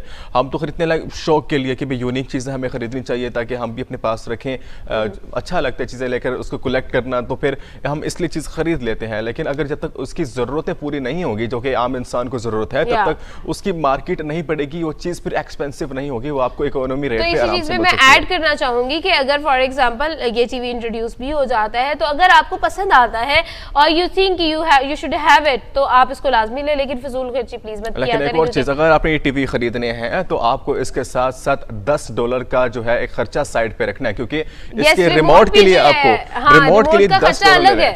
आप रिमोट नहीं खरीद सकते, जारी बात है, रिमोट एक अलग चीज है, उसके आपको $10 अलग से देने पड़ेंगे तब आप चला सकते हैं। जी बिल्कुल, तो जो रिमोट इंट्रोड्यूस करवाया गया है वो उसको यूज करने के लिए ऑब्वियसली रिमोट बड़ा जरूरी है, लेकिन वो जितना छोटा टीवी है ना आप हाथ से भी ऑपरेट कर लेंगे, उसके अंदर बटन्स भी हैं, रोटेटिंग बटन है, बहुत सारे बटन उसमें इस्तेमाल किए गए हैं। लेकिन अगर आप एक रिमोट भी खरीदना चाहते हैं तो उसके लिए बिल्कुल आपने अलग से जो है ना $10 साइड पे कर लेने हैं, क्योंकि वो उसके अंदर इंक्लूडेड नहीं है। मैं सोच रहा था रिमोट की जब बात आई है तो हम $10 यहाँ से बचा सकते हैं, क्योंकि छोटा सा टीवी है, कितना दूर रखेंगे कि उसको हम देखने के लिए करेंगे। हमारी आंख के साइज का टीवी है तो करीब से रख के उसको हम बटन से भी ऑपरेट कर सकते हैं। तो आई थिंक सो $10 भरने की जरूरत नहीं पड़ेगी, उम्मीद है नहीं पड़ेगी, लेकिन अभी मार्केट में आएगा देन हम देखेंगे कि टीवी फिर ही देखा जा सकता है कि किस चीज की जरूरत है और किस चीज की नहीं है। लेकिन Yasir I was asking that कि मतलब हाउ वुड इट लुक के मतलब लोगों के पास छोटे छोटे टीवीज होंगे, और आपको क्या लगता है इसकी मार्केट, ऑब्वियसली जब भी कोई प्रोडक्ट जो है वो मार्केट के अंदर आता है तो उसके अंदर वी ऑलवेज थिंक अबाउट के इसका जो है मार्केट की एक्सेप्टेंस कितनी होगी ना, एक्सेप्टेंस इसकी कम होगी, क्योंकि मेरा मुताबिक क्यों इस तरह की चीजें मार्केट में निकलती हैं, आती हैं, लेकिन एक्सेप्ट नहीं हो पाती, क्योंकि जब तक डिवाइस के अंदर वो चीजें नहीं मिलेंगी जो हमें एक्चुअली ओवरऑल जरूरत है। अब टीवी है, अगर सिर्फ 1 मैन के लिए तो आई थिंक सो वो नहीं लेगा उसको, हमें अगर मेरे ख्याल में ना हर चीज को जो है मोबाइल में पता क्या चीज है, लाइक मैं इसको, हमारा टीवी हमारा फोन है, हमारा लैपटॉप हमारा फोन है, हमारी वो कहते हैं ना डॉक्यूमेंट्स जो है वो हमारा फोन है, ईच एंड एवरीथिंग हमारे फोन के अंदर, जो मोबाइल होता है, वॉच भी फोन के अंदर है, जो मोबाइल होता है वो आप देख सकती हैं कि उसकी स्क्रीन एक बड़ी होती है। अब वॉच की मिसाल आपने मुझे दी है, लेकिन वॉच के अंदर वो तमाम चीजें ऑपरेट नहीं हो सकती जो मोबाइल में होती हैं। अगर टीवी के अंदर एक्चुअली हम फॉर एग्जांपल हमने न्यूज देखनी है, अगर हम न्यूज देखेंगे तो हमें वो टिकर नजर नहीं आएंगे उसके अंदर, तो छोटे छोटे वर्ड होंगे, वो हमें हमारी आंखों के लिए मसला होगा, हम उसको नहीं देख पाएंगे। एक शौक है, यूनिक चीज है, तो उसको हम खरीद सकते हैं, लेकिन जैसे आपने बात की कि मार्केट की एक्सेप्टेंस है, मेरे मुताबिक तो कम होगी। खैर ये तो तभी पता चलेगा जब मेरे ख्याल में यू नो कि एक्चुअल में मार्केट में इंट्रोड्यूस होगी और लोग इसको कितना पसंद करेंगे, ये मार्केट में इंट्रोड्यूस होने के बाद ही। अक्सर बात है कि अक्सर ये भी होता है कि हम लोगों को लगता है कि जी ये वाली जो चीज़ है ना ये मार्केट में इंट्रोड्यूस होगी तो इट वॉन्ट वर्क, ये मार्केट नहीं देगी, लेकिन जब वो आती है तो यू नो ब्लॉकबस्टर चीज होती है, तो चार्ट जो है वो फट जाते हैं सारे। लेकिन खैर यहाँ पे मुझे याद आया कि जो पुराने दौर के टीवी हुआ करते थे, जो बड़े बड़े साइज के और इतने पायदार, जो कि आज से 70-70 साल पुराने टीवी भी थे, लेकिन अब भी वो चलते हैं, उसको चलाएंगे तो वो चलेंगे, इतने भारी टीवी। और मेरे घर में अब तक एक टीवी पड़ा हुआ है जो मेरे पास पड़ा है। पुराने घरों में ये होता था कि वो टीवी ट्रॉलीज बहुत खूबसूरत बनाई जाती थी, उसके अंदर डेकोरेशन पीसेस भी रखे जाते थे, इतना टीवी महंगा नहीं होता था, प्रॉपर मतलब एक फर्नीचर के अंदर टीवी ट्रॉली ऐड हो गई थी, और लोग इतना उस पे इन्वेस्ट करते थे कि टीवी इतना महंगा नहीं है, उसकी ट्रॉली में इतनी महंगी हुआ करती थी। एग्जैक्टली, तो टीवी ट्रॉलीज बनाई जाती, प्रॉपर एक घर के वो यू नो एक कोना सेट किया जाता था कि यहाँ पर जो है ना इसको रखा जाएगा, और वो बड़ी खूबसूरत डिजाइनिंग वाली टीवी ट्रॉलीज बड़े शशके पूरे किए जाते थे उसके लिए, बड़े रिमोट भी लेना है। और मजेदार सी बात ये यासिर कि मैं उसी से रिलेटेड आपको एक बात बताती हूँ। बचपन में ना छोटी होती थी तो I was watching the TV, तो टीवी के बिल्कुल साइड बैक पे ना एक विंडो थी, और उस विंडो से ना रोशनी आ रही थी, मुझे बड़ी इरिटेट कर रही थी, यार ये रोशनी आखिर क्यों आ रही है। तो मैंने क्या किया कि अब मुझे कंप्लीट में बहुत छोटी थी, तो आई कंप्लीटली फॉरगॉट कि उसके नीचे ना वो भी होते हैं, टायर्स लगे होते हैं। मैं अब उस टीवी ट्रॉली के ऊपर चढ़ी और मैं पर्दा सेट कर रही थी, कर्टन सेट कर रही थी कि रोशनी ना आए, और मैं वो पर्दा सेट करते करते वो टीवी ट्रॉली के जो टायर्स थे वो चले हैं, वो पीछे को हुई है, और मैं नीचे गिरी हूँ, मेरे ऊपर टीवी गिर गया। ओह माय गॉड, तो वो एक बड़ा इंटरेस्टिंग। तो टीवी बच गया? हाँ, टीवी बच गया? नहीं, टीवी थोड़ा सा टूट गया था, पर रिपेयर हो गया था। अच्छा, एक और चीज बड़ी मजे की है, हमारी जो नई चीजें आ रही है ना उसके अंदर रिपेयरिंग कैपेसिटी बड़ी कम है, और अगर हम लोग अपनी पुरानी चीजों को कहते हैं ना ओल्ड इज गोल्ड, वो इसलिए कहते हैं क्योंकि बड़े पायदार होती थी यार, वो पायदार होते हैं, और एक्चुअली जो चीज इवन कि हमारे घर में जो पुराना टीवी था वो स्टिल इट कैन वर्क, मतलब हम लोग चलाते नहीं है वो अलग बात है, लेकिन अगर हम लोग उसको चलाए तो वो चलेगा और अच्छा चलेगा। एक्चुअली हमें उसकी जरूरत नहीं है, हम चाहते हैं कि वो ज्यादा प्लेस जो है वो कंटेन ना करे, इसलिए हमने साइड पे उसे रख दिया, इसलिए हम उसको यूज नहीं करते। लेकिन उनकी जो पायदारी है वो अब भी अगर हम चलाएं तो वो चल सकता है, लेकिन जो आजकल की LCDs हैं, LED हैं, लेकिन वो हमें उस तरह की फैसिलिटी नहीं दे रही, क्योंकि उनकी एक लिमिट बन चुकी है कि इसने चलना है तो 8 से 10 साल मैक्सिमम चल जाएगी, उसके बाद कोई ना कोई खराबी आती रहेगी, और एक वक्त वो आएगा कि इसके तमाम पार्ट्स जो हैं, इसके पार्ट्स ऑफ बॉडी जो हैं वो इतने खराब हो चुके होते हैं, फिर हमें रिप्लेस करना पड़ता है। एक्चुअली मसला ये कि टेक्नोलॉजी डे बाय डे इतनी बढ़ती जा रही है, हम उसको रिप्लेस करना मजबूरी बन जाती है। एग्जैक्टली ऐसे ही है, और वाकई में हम लोगों को जो है, और एंड हमारे जो अगर हम लोग ह्यूमन नेचर की बात करें तो हमारी ह्यूमन नेचर जो है टेक्नोलॉजी के अंदर इतनी ज्यादा एक्सेप्टेड हो गई है कि we are more and more concerned about कि नई क्या चीज आ रही है, यू नो टेक्नोलॉजी के अंदर जो सबसे अपडेटेड चीज है हमें चाहिए होते, हम लोगों को हमारी वी टेंड के हम लोगों को वही चीज चाहिए, तो ये सारी चीजें भी इंटरेस्टिंग बड़ी हैं। मुझे चीज याद आई, जब मैं था मुल्तान में तो छोटा सा था, तो खैर मेरे बाबा को एक टीवी गिफ्ट मिला था, और वो बहुत कदीमी टीवी था। वो एक्चुअली मैं जिस स्कूल में पढ़ता था तो उस स्कूल की जो डायरेक्टर थी, तो बाबा के साथ उनका अच्छा याराना था, सब फैमिली इशू से हमारे, तो खैर उन्होंने गिफ्ट किया था। वो टीवी भी हमारा अमेरिका से आया था, तो खैर फैमिली फ्रेंड्स थे हम सब, तो इस तरह से तो खैर उसमें क्या हुआ कि जब वो टीवी आया तो हमने उसको काफ़ी साल चलाया, तो फिर मामा को पसंद नहीं है। मामा ने कहा कि नहीं जी अब तो आएगी तो LED आएगी। बाबा ने कहा नहीं, अगर टीवी पड़ा तो उसको चलाएं, वो गिफ्ट है, उसको हमने ज़ाया नहीं करना। तो फिर मामा ने क्या किया, मामा ने जो टीवी ट्रॉली, एक्चुअली ट्रॉली तो नहीं थी हमारे, उसमें दीवार में फिक्स था, उसमें एक लगा था, फर्निश किया हुआ था हमने सेट पूरा, तो मामा ने उसके पेज खोल दिए, तो जब से कोई आया किसी ने हल्का सा टच किया तो टीवी नीचे गिर गया। जब टीवी नीचे गिरा टूटा तो ज़ाहिर बात है नया आना था। तो फिर ये सबके पास जो है फिर अपडेट हो ही गया, अपडेट हुआ गया, ये अपडेट पुराना जाएगा तो नया आएगा, बिल्कुल ऐसा ही है। तो ये इस तरह की बड़ी इंटरेस्टिंग हाउस होल्ड फैमिलीज होती है हमारी, ये आपसी बातें थी। खैर मेरे ख्याल में Yasir let's just take a छोटा सा ब्रेक, तो छोटा सा ब्रेक ले लेते हैं, और तब उसके बाद हम जी, और उम्मीद करती हूँ कि आपने चाय वगैरह जो है वो अपनी पी ली होगी, तो जल्दी से आप नाश्ते की तरफ आ जाए, हम भी थोड़ा सा ब्रेक लेके आप तक वापस आते हैं। लेते हैं जी एक छोटा सा ब्रेक, आप तक वापस आएंगे बस थोड़ी देर में। देखते रहे सुबह की आवाज हमारे साथ।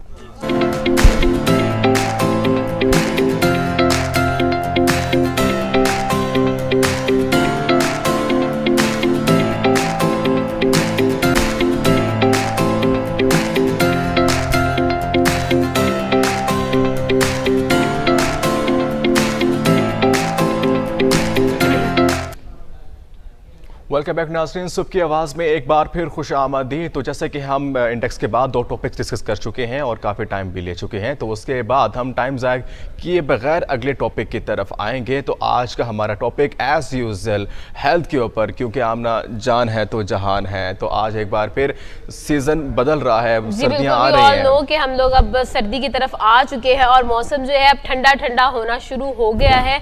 तो अब हमारे जो खाने की जो रूटीन्स है उनका चेंज होना भी बहुत ज़्यादा ज़रूरी हो गया है, क्योंकि अब हम जो है जो हमारे जो फ्रेश जूस होते हैं उनकी इंटेक काफ़ी हद तक कम कर देंगे और जो ठंडी ठंडी चीज़ें हम लोग पीते हैं वो भी काफ़ी हद तक अब कम हो जाएंगे। अब हम गर्म चीज़ों की तरफ आ जाएंगे, सूप की तरफ, कहवे की तरफ, और चाय की तरफ, कॉफ़ी की तरफ। ये सब चीज़ें अब हमारी रूटीन में जो है वो ज़्यादा इन्वॉल्व होना शुरू हो जाएंगे। इसी के साथ कपड़ों का जो है ड्रेस पैटर्न्स हमारे चेंज होना शुरू हो जाएंगे और बहुत सारे चेंजेस जो है वो सर्दियाँ अपने साथ लेकर आती हैं। तो ये जो एक चेंज है उसके अंदर अपनी हेल्थ का ख्याल रखना हमारे लिए बहुत ज़रूरी है। हम सब जानते हैं कि सर्दियों में आम मेहमान जो हमारे घर में आते हैं वो होता है जी नज़ला, ज़ुकाम, खांसी, और मैं और यासिर तो उससे इफेक्ट हो चुके हैं। तो जो लोग अभी तक इफेक्ट नहीं हुए हैं, बेहतर है कि वो अपना ख्याल कर लें। तो उसके लिए आज हम आप लोगों को बहुत ही इंटरेस्टिंग सी एक चीज़ बताने वाले हैं। आज हम आपको नहीं बताएंगे कि भाई ये वाली दवाई ले लो, ये वाली गोली खा लो, कुछ भी ऐसा नहीं है जी, बल्कि आज हम आपको बताएंगे एक ऐसी सेहतमंद सूप के बारे में जिसको पीने से आप लोग इन सब तमाम जो सर्दियों से रिलेटेड बीमारियां होती है उससे बच जाएंगे। बिल्कुल, सूप जो आज अनाउंस करने वाले हैं बिल्कुल यूनिक सा सूप है, जो कि इसकी आज रेसिपी भी आपको बताएंगे कि कैसे बनाना है और क्या चीज़ें इस्तेमाल करनी है। क्योंकि ज़ाहिर पता सर्दियाँ आ रही हैं तो वो तमाम बीमारी जिनका हम विक्टिम बनते हैं, नज़ला, खांसी, ज़ुकाम, जो कि अब से स्टार्ट हो चुका है, तो आई थिंक हमें ये सूप भी लेना स्टार्ट कर देना चाहिए। तो आज सूप के बारे में आपको बताने वाले, क्योंकि ये सूप ना सिर्फ टेस्टी है बल्कि हेल्दी भी है। सर्दियों में खासतौर पे आपको बहुत फ़ायदा पहुंचाएगा और आपके लिए जो है और आपकी भूख को भी ख़त्म कर देगा और आपको सेहतमंद भी रखेगा। तो आज सूप के बारे में बात, और मज़ेदार सी बात यह है यासिर कि हम लोग अगर इसी चीज़ के बारे में बात करें तो हमें लगता है कि जो चीज़ सेहतमंद होती है, जो चीज़ हमारे सेहत अफजा होती है हमारे लिए, वो यूजुअली टेस्टी नहीं होती। लेकिन I am gonna tell you this कि ये सेहतमंद भी है आपके लिए और आपके लिए टेस्टी भी है और बहुत ही ज्यादा मजेदार सा ये सूप आज हम आपको बताएंगे कि कैसे बनाना है, ताकि आप जो है सर्दियों को एंजॉय भी मजेदार तरीके से करें और उसी के साथ साथ जो है अपनी सेहत को भी जो है आप यकीनी बनाएं। तो जी जो सूप आज हम जिस बारे में बात करने वाले हैं, खैर मुझे तो नहीं पता, लेकिन वेरी फर्स्ट टाइम मैं देख रहा हूँ कि गाजर और कोकोनट का जो मिक्सचर जो है इस वजह से जो एक सूप तैयार किया जा रहा है। तो वेरी फर्स्ट टाइम मैं इसको देख रहा हूँ। तो इसके अलावा बहुत सी चीजें इसमें ऐड की जाएंगी जो कि सूप को और लजीज बनाएंगी, लेकिन लजीज भी और सेहतमंद बनाए, क्योंकि गाजर का बहुत इस्तेमाल किया गया। सर्दियाँ आ रही हैं तो गाजर का जूस स्पेशली बहुत इस्तेमाल होता है, गाजर खाते बहुत हैं लोग, लेकिन अब सूप के अंदर भी इसको इस्तेमाल किया जाएगा। जाहिर बात है गाजर जो है एक बहुत यूज होने वाले जो है सब्जी है और गाजर हेल्थी भी है और इसके अलावा जो है इस सूप के अंदर गाजर का इस्तेमाल भी सर्दी में बहुत ज्यादा हो जाता है। हम लोग गाजर के हलवे बना रहे होते हैं और देसी घी के अंदर गाजर का हलवा बन रहा होता है और उसी के साथ साथ गाजर का जो जूस है वो हम लोग बहुत ज्यादा इंटेक करते हैं। सर्दियों में स्पेशली बहुत ज्यादा गाजर जो है वो बहुत इन हो जाती है, साल में भी गाजर खानी पड़ती है, जूस मशरूब भी हमें गाजर वाला ही मिल रहा होता है और गाजर हो जाती है टोटली ना। हलवे भी हम लोग गाजर का, मतलब डिजर्ट भी गाजर से रिलेटेड होते हैं। तो अब हम किसी भी रेस्टोरेंट जाएंगे तो उनसे पूछेंगे जी मीठे में क्या है, तो वो गाजर के हलवे के अलावा भाई उनके पास तीसरी कोई चीज नहीं होती सर्दियों में। बिल्कुल तो गाजर का इस्तेमाल बढ़ता जाता है, गाजर बहुत ही फायदेमंद है। गाजर हेल्दी भी बहुत ज्यादा है। अगर हम गाजर के फवाइद के बारे में बात करें तो ऐसे लोग जो ब्लड प्रेशर के मरीज हैं उनके लिए गाजर बड़ी मुफीद है और ऐसे लोग जिनका हार्ट का इशू है उनके लिए गाजर बड़ी मुफीद है। तो गाजर के इटसेल्फ बड़े फायदे हैं। एक्चुअली सर्दियों में हमें जिस चीज की जरूरत है, एक्चुअली विटामिन ए की जो है सब बीमारियों से बचने के लिए, वो सूप के अंदर मौजूद है। गाजर का इस्तेमाल किया जाए और गाजर के अंदर जो है कैलोरीज बहुत कम होती हैं और ये बीटा कैरोटीन का इसमें इस्तेमाल होता है, जिस वजह से हमें बहुत फायदा मिलता है। गाजर टेस्टी भी होता है, जितना खाएं उतना हमारे लिए कम लगता है। तो गाजर का इस्तेमाल जितना हो सके ज्यादा करें और सूप के अंदर भी इस्तेमाल होगा। और इसके अलावा सूप की स्पेसिफिकली यासिर बात करने वाले हैं, उसके अंदर तमाम तर वो विटामिन और तमाम तर वो मिनरल्स मौजूद होंगे जो कि हमें चाहिए होते हैं अपनी सेहत को यकीनी बनाने के लिए, सेहतमंद रहने के लिए और ये नज़ला, जुकाम, खांसी इन सबसे बचने के लिए। बिल्कुल। इसके अलावा हम बात कर रहे थे आमना नारियल के बारे में कि एक्चुअली नोट अ नारियल का दूध जो है वो इस्तेमाल किया जाएगा इसके अंदर।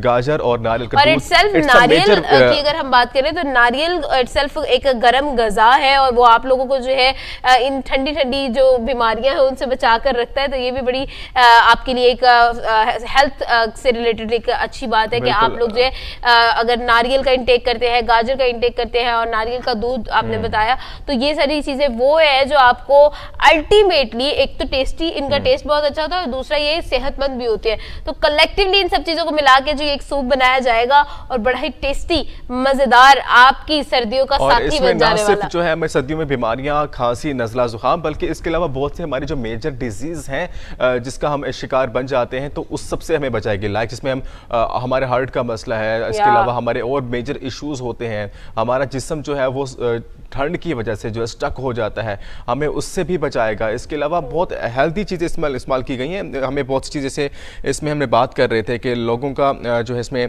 नारियल के दूध में एक्चुअली एंटीऑक्सीडेंट, विटामिन बी, सी और पोटाशियम, मैग्नीशियम और फास्फोरस में इस्तेमाल किया गया है, क्योंकि इस सब का जो मिक्सचर है वो वेरी फर्स्ट टाइम इसको जो है बनाया गया है, उनको हमारे शेफ्स ने, और उसके बाद अनाउंस किया और उसके बाद तहकीक के बाद ये जो है रिजल्ट सामने आया कि ये सर्दियों के अंदर बहुत मुफीद साबित होगा। जी बिल्कुल, और इसी के साथ साथ मेरे ख्याल में यासिर हम लोगों ने नारियल के फवाइद भी बता दिए, गाजर के फवाइद भी बता दिए, तो let's just go into the technicalities of it.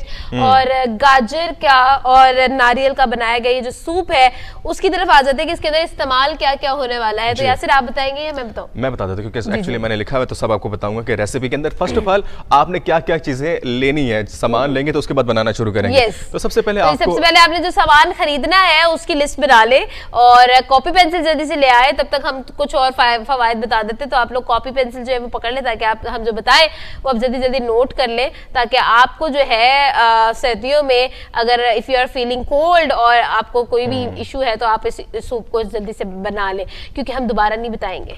बिल्कुल दोबारा नहीं बताएंगे, लेकिन फिर भी सर्दियों का मौसम है, सीजन है, तो इस तरह की चीजें और भी हम साथ साथ अनाउंस करते रहते हैं। तो ये चीज भी एक नई जो है इजाद हुई है एक तरह से, जो सूप की शक्ल में आई है, नारियल और गाजर का मिक्सचर, और इसके अंदर बहुत सी चीजें ऐड की जाएंगी। तो आई थिंक सो हम रेसिपी बता देते हैं एक्चुअली इसके अंदर क्या चीजें ऐड होती हैं। तो सबसे पहले तो आपको लेना है नारियल, आधा कप नारियल का दूध और 4 लहसुन के जुए और 2 कप कटी हुई गाजर और 2 खाने के चम्मच कटी हुई और अदरक और 1 कप शकरकंदी और 3 कप हड्डियों की यखनी और 1 प्याज, बड़ा प्याज, ओके, और 1 चाय का चम्मच हल्दी और नमक और काली मिर्च का हस्बे जायका इस्तेमाल करना है। बाकी सब चीज़ें वही हैं जो एज यूजुअल इस्तेमाल होती हैं, लेकिन नारियल का दूध और गाजर जो है इसमें मेजर फैक्टर हैं जो इसके अंदर काम करेंगे और इसको हमने लाजमी ऐड करना है। तो इसके अलावा तरीका कार क्या है, तो आई थिंक तरीका आमना आप मुझे बताएंगे तरीका जी बिल्कुल, तरीका हम आपको बता देते हैं। वैसे मुझे ज्यादा अच्छी कुकिंग नहीं आती है, इसलिए मैं चीटिंग नहीं करके थोड़ा सा आपको बताऊंगी। आपको यू नो कि जो मुझे इंस्ट्रक्शंस नहीं है मैं उसी के मुताबिक बताऊंगी, ताकि मैं कुछ गलत ना बोल दूं और आपका जो सूप है वो सेहतमंद होने की बजाय कुछ और बन जाए। तो जी सबसे पहले आपने क्या करना है कि दरमियानी आंच पर अपने प्याज को जो है शोरबे में 5 मिनट के लिए भून लेना है, उसको सॉटे कर लेना है। और उसके बाद जो है आपने क्या करना है कि लहसुन और अदरक जो है उसको शामिल करके मजीद उसको हिलाते रहना है ताकि टेस्ट जो है वो एक डेवलप हो जाए। फिर उसके बाद आपने उसके अंदर हल्दी डाल देनी है और यखनी डाल देनी है और शकरकंदी डाल देनी है ताकि उसको जो है वो यू नो सॉफ्ट होने का टाइम मिल जाए। और उसके साथ साथ आपने गाजर उसके अंदर जो है शामिल कर देनी है और उसी के साथ जो है ये सब चीज़ें आपने करने के बाद उसको भून लेना है अच्छे से ताकि टेस्ट जो है वो तमाम तर चीज़ों का जो है वो डेवलप हो जाए और मिक्स हो जाए। उसके बाद आपने तेज़ आंच पर जो है सब्जियों को नरम होने के लिए 15 मिनट के लिए जो है पकते रहने देना है। और जब सब्जियां जो है वो नरम हो जाएंगी, यू नो हमें लगेगा कि पक जाएंगी, वो टेस्ट करके देखते हैं ना इस तरह से वो चम्मच मार के देखते हैं अच्छा ये पक गया ये तो वो वाला काम भी आपने कर लेना है। और उसके बाद जब आपको लगे कि सब्जियां जो है वो तमाम तर जो हमारे इंग्रेडिएंट्स हैं वो नरम हो गए हैं, तो उसके बाद जी आपने नारियल का दूध उसके अंदर डाल देना है। जो आपने नारियल का दूध रखा हुआ है साइड पे, उसको पीना नहीं है, जितना आपने मिकदार में रखा है ना उसी मिकदार में हमने उसके अंदर डाल देना है। और उसके बाद जी आपने क्या करना है, अच्छी तरह से उसको ब्लेंड कर लेना है। जब आप उसको ब्लेंड कर लेंगे तो उसके अंदर आपने नमक ऐड कर देना है, अपने हस्बे जायका नमक ऐड करके, काले मिर्च ऐड करके आपका सूप तैयार हो जाएगा। कोई भी टेक्निकलिटीज नहीं है जी इसके अंदर, कोई भी ज्यादा मुश्किल बात नहीं है। आपने सबसे पहले क्या करना है, प्याज लेना है, प्याज को जो है आपने दरमियानी आंच पर पकाना है 5 मिनट के लिए। जब वो प्याज होते हैं वो कहते हैं ना जिसको वो ब्राउन ब्राउन जब हो जाते हैं, अम्मियां इस तरह से बताती हैं कि जब ब्राउन ब्राउन हो जाते हैं तो उसके बाद ही आप लोगों ने तमाम तर सब्जियां डाल देनी है। और तमाम तर सब्जियां डालने के बाद 15 मिनट के लिए जब तक सब्जियां नरम नहीं हो जाती हैं, वो ये आपने ये भी काम नहीं करना कि मैं 15 मिनट कह रही हूँ तो आपने टाइमर लगा देना है। हम लोग इसी तरह से कहते हैं, वो कहते हैं ना मैगी 2 मिनट में तैयार, तो वो होती कभी भी नहीं है। तो इसी तरह से जब तक वो नरम नहीं हो जाती तब तक आपने उसको पकाते रहना है। जब वो नरम हो जाएगी तो उसके बाद आपने नारियल का दूध ऐड करना है और नारियल का दूध ऐड करने के बाद उसको थोड़ा सा हिलाने के बाद तो आपने उसको उतार लेना है और ब्लेंड कर देना है। जब आप उसको ब्लेंड कर देंगे आपका सूप हो जाएगा तैयार, और जो कि सेहतमंद भी है आपके लिए, टेस्टी भी बहुत ज्यादा है क्योंकि तमाम तर इंग्रेडिएंट्स तमाम तर बहुत मजे के और टेस्टी हैं। तो ये बड़ी इंटरेस्टिंग सी आपकी, मुझे तो समझ नहीं है कि रेसिपी क्या है, क्योंकि मेरा ध्यान तो ये था कि कब बने और कब मेरे सामने आए, तो मैं ये भी देखूं बात कैसा ठीक बनेगा है। और कैसा ऑब्वियसली तैयार मतलब होगा। खवातीन का ही कंसर्न्स बनते हैं, मर्द हजरात जो है ना वो सिर्फ खाने पे ध्यान देते हैं, कांटा और चम्मच पे ध्यान देते हैं। मैं आपको बताऊं एक्चुअली मैं खाना बना लेता हूँ, अपना खाना मैं खुद बना लेता हूँ एक्चुअली। और कुछ एक्सेप्शनल केसेस भी तो होते हैं ना, स्पेशल केसेस जिसको हम कहते हैं। स्पेशल केस में फिर हमारे पास बहुत बड़े एकेडमी है, हमारे पास यूट्यूब है यार, हम कर सकते हैं। और एक्चुअली आपको बताऊं कि मैंने जितने खाने भी बनाए तो यूट्यूब से देख देख कर बनाए, तो हमारे पास, लेकिन मसला पता क्या, अब यूट्यूब के अंदर भी खवातीन ही बैठी होती है, मैं बता रही होती है। तो ये भी एक नहीं, मैंने बहुत सारे मेल्स को भी देखा है, बहुत सारे यूट्यूब चैनल। जब मैंने कुकिंग स्टार्ट की थी तो मैंने भी यूट्यूब को बहुत ज्यादा अपना उस्ताद मान लिया था, तो मैं भी इस तरह के ऑनलाइन जो है देखती होती थी। तो एक्चुअल में मैंने भी जो है बहुत ज्यादा सीखा है ऑनलाइन प्लेटफॉर्म से, और वहाँ पर मेल्स भी बहुत ज्यादा, मैंने फ्राइज बनाने एक मेल से सीखे थे, उन्होंने बताया था फ्रेंच फ्राइज कैसे बनाते हैं। तो मैंने एक्चुअल में उसके सारे जितने भी उसके वो प्रोसेस थे, जिस तरह से वो बनाते हैं, जिस तरह से करते हैं, वो सारे के सारे मैंने फॉलो किए थे, और एक्चुअल में बड़े टेस्टी फ्राइज बनाए थे। और अब भी जब मैं फ्राइज बनाती हूँ तो मैं उसी के मेथड से ही बनाती हूँ,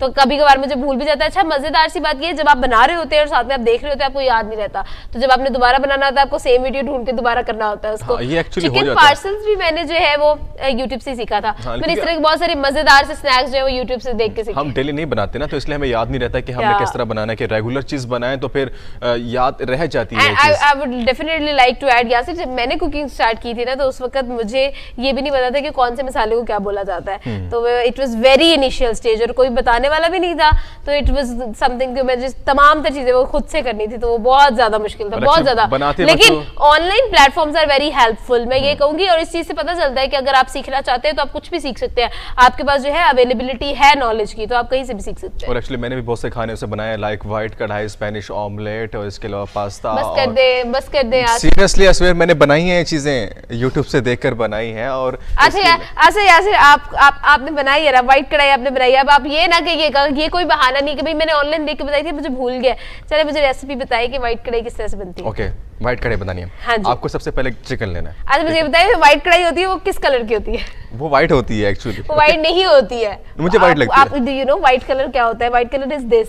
वो फिर आप बहुत जो है डीप जा रही हैं कलर्स को लेके, लेकिन अच्छा, एक्चुअली ठीक है, आप इट्स शुरू नॉट अ करें, व्हाइट क्या- जिसको आप क्या कह रेसिपी रही होती है? हैं। तो खैर मुझे व्हाइट लगती है, उसे अच्छा मैं व्हाइट चले कहता चले हूं। चले आप ऑफ व्हाइट कढ़ाई ऑफ बना व्हाइट लें। कह सकते हैं। ओके, हाँ। उसके अलावा जो है हम चिकन लेंगे, चिकन के अंदर हम फिर क्रीम का इस्तेमाल भी होता है, हमने पता है आपको, जी, जी, क्रीम जी। भी लेनी है, दही हम भी होती है दही इसमें। भी ऐड कर सकते हैं, ठीक है। हम उसमें जो है अदरक भी ऐड करेंगे उसके आप अंदर। रेसिपी बताएं, अब ये ना बताइए इंग्रेडिएंट्स, वो तो मर्द हजरात को पता चल ही जाते हैं, जब घर में पता हो कि जी व्हाइट कढ़ाई बन रही है तो अम्मी लिस्ट बना के देती है, ये भी लिया, ये भी लिया, ये भी लिया, तो खरीदते हुए भी बंदा सीख सकता है। आप एक्चुअल में बताइए, अच्छा आपके पास सारा सामान है, सबसे पहले क्या डालना है? सबसे पहले मैंने जनाब जी कढ़ाई लगा दी, उसके ऊपर अच्छा, कढ़ाई मैंने लगा ऑयल दी। भी डाल दिया, ऑयल भी डाल दिया। ऑयल डाल दिया मैंने, उसके अंदर जनाब प्याज भी डाल दिया ब्राउन होने के लिए। यासिर आप चूल्हा चलाना भूल गए।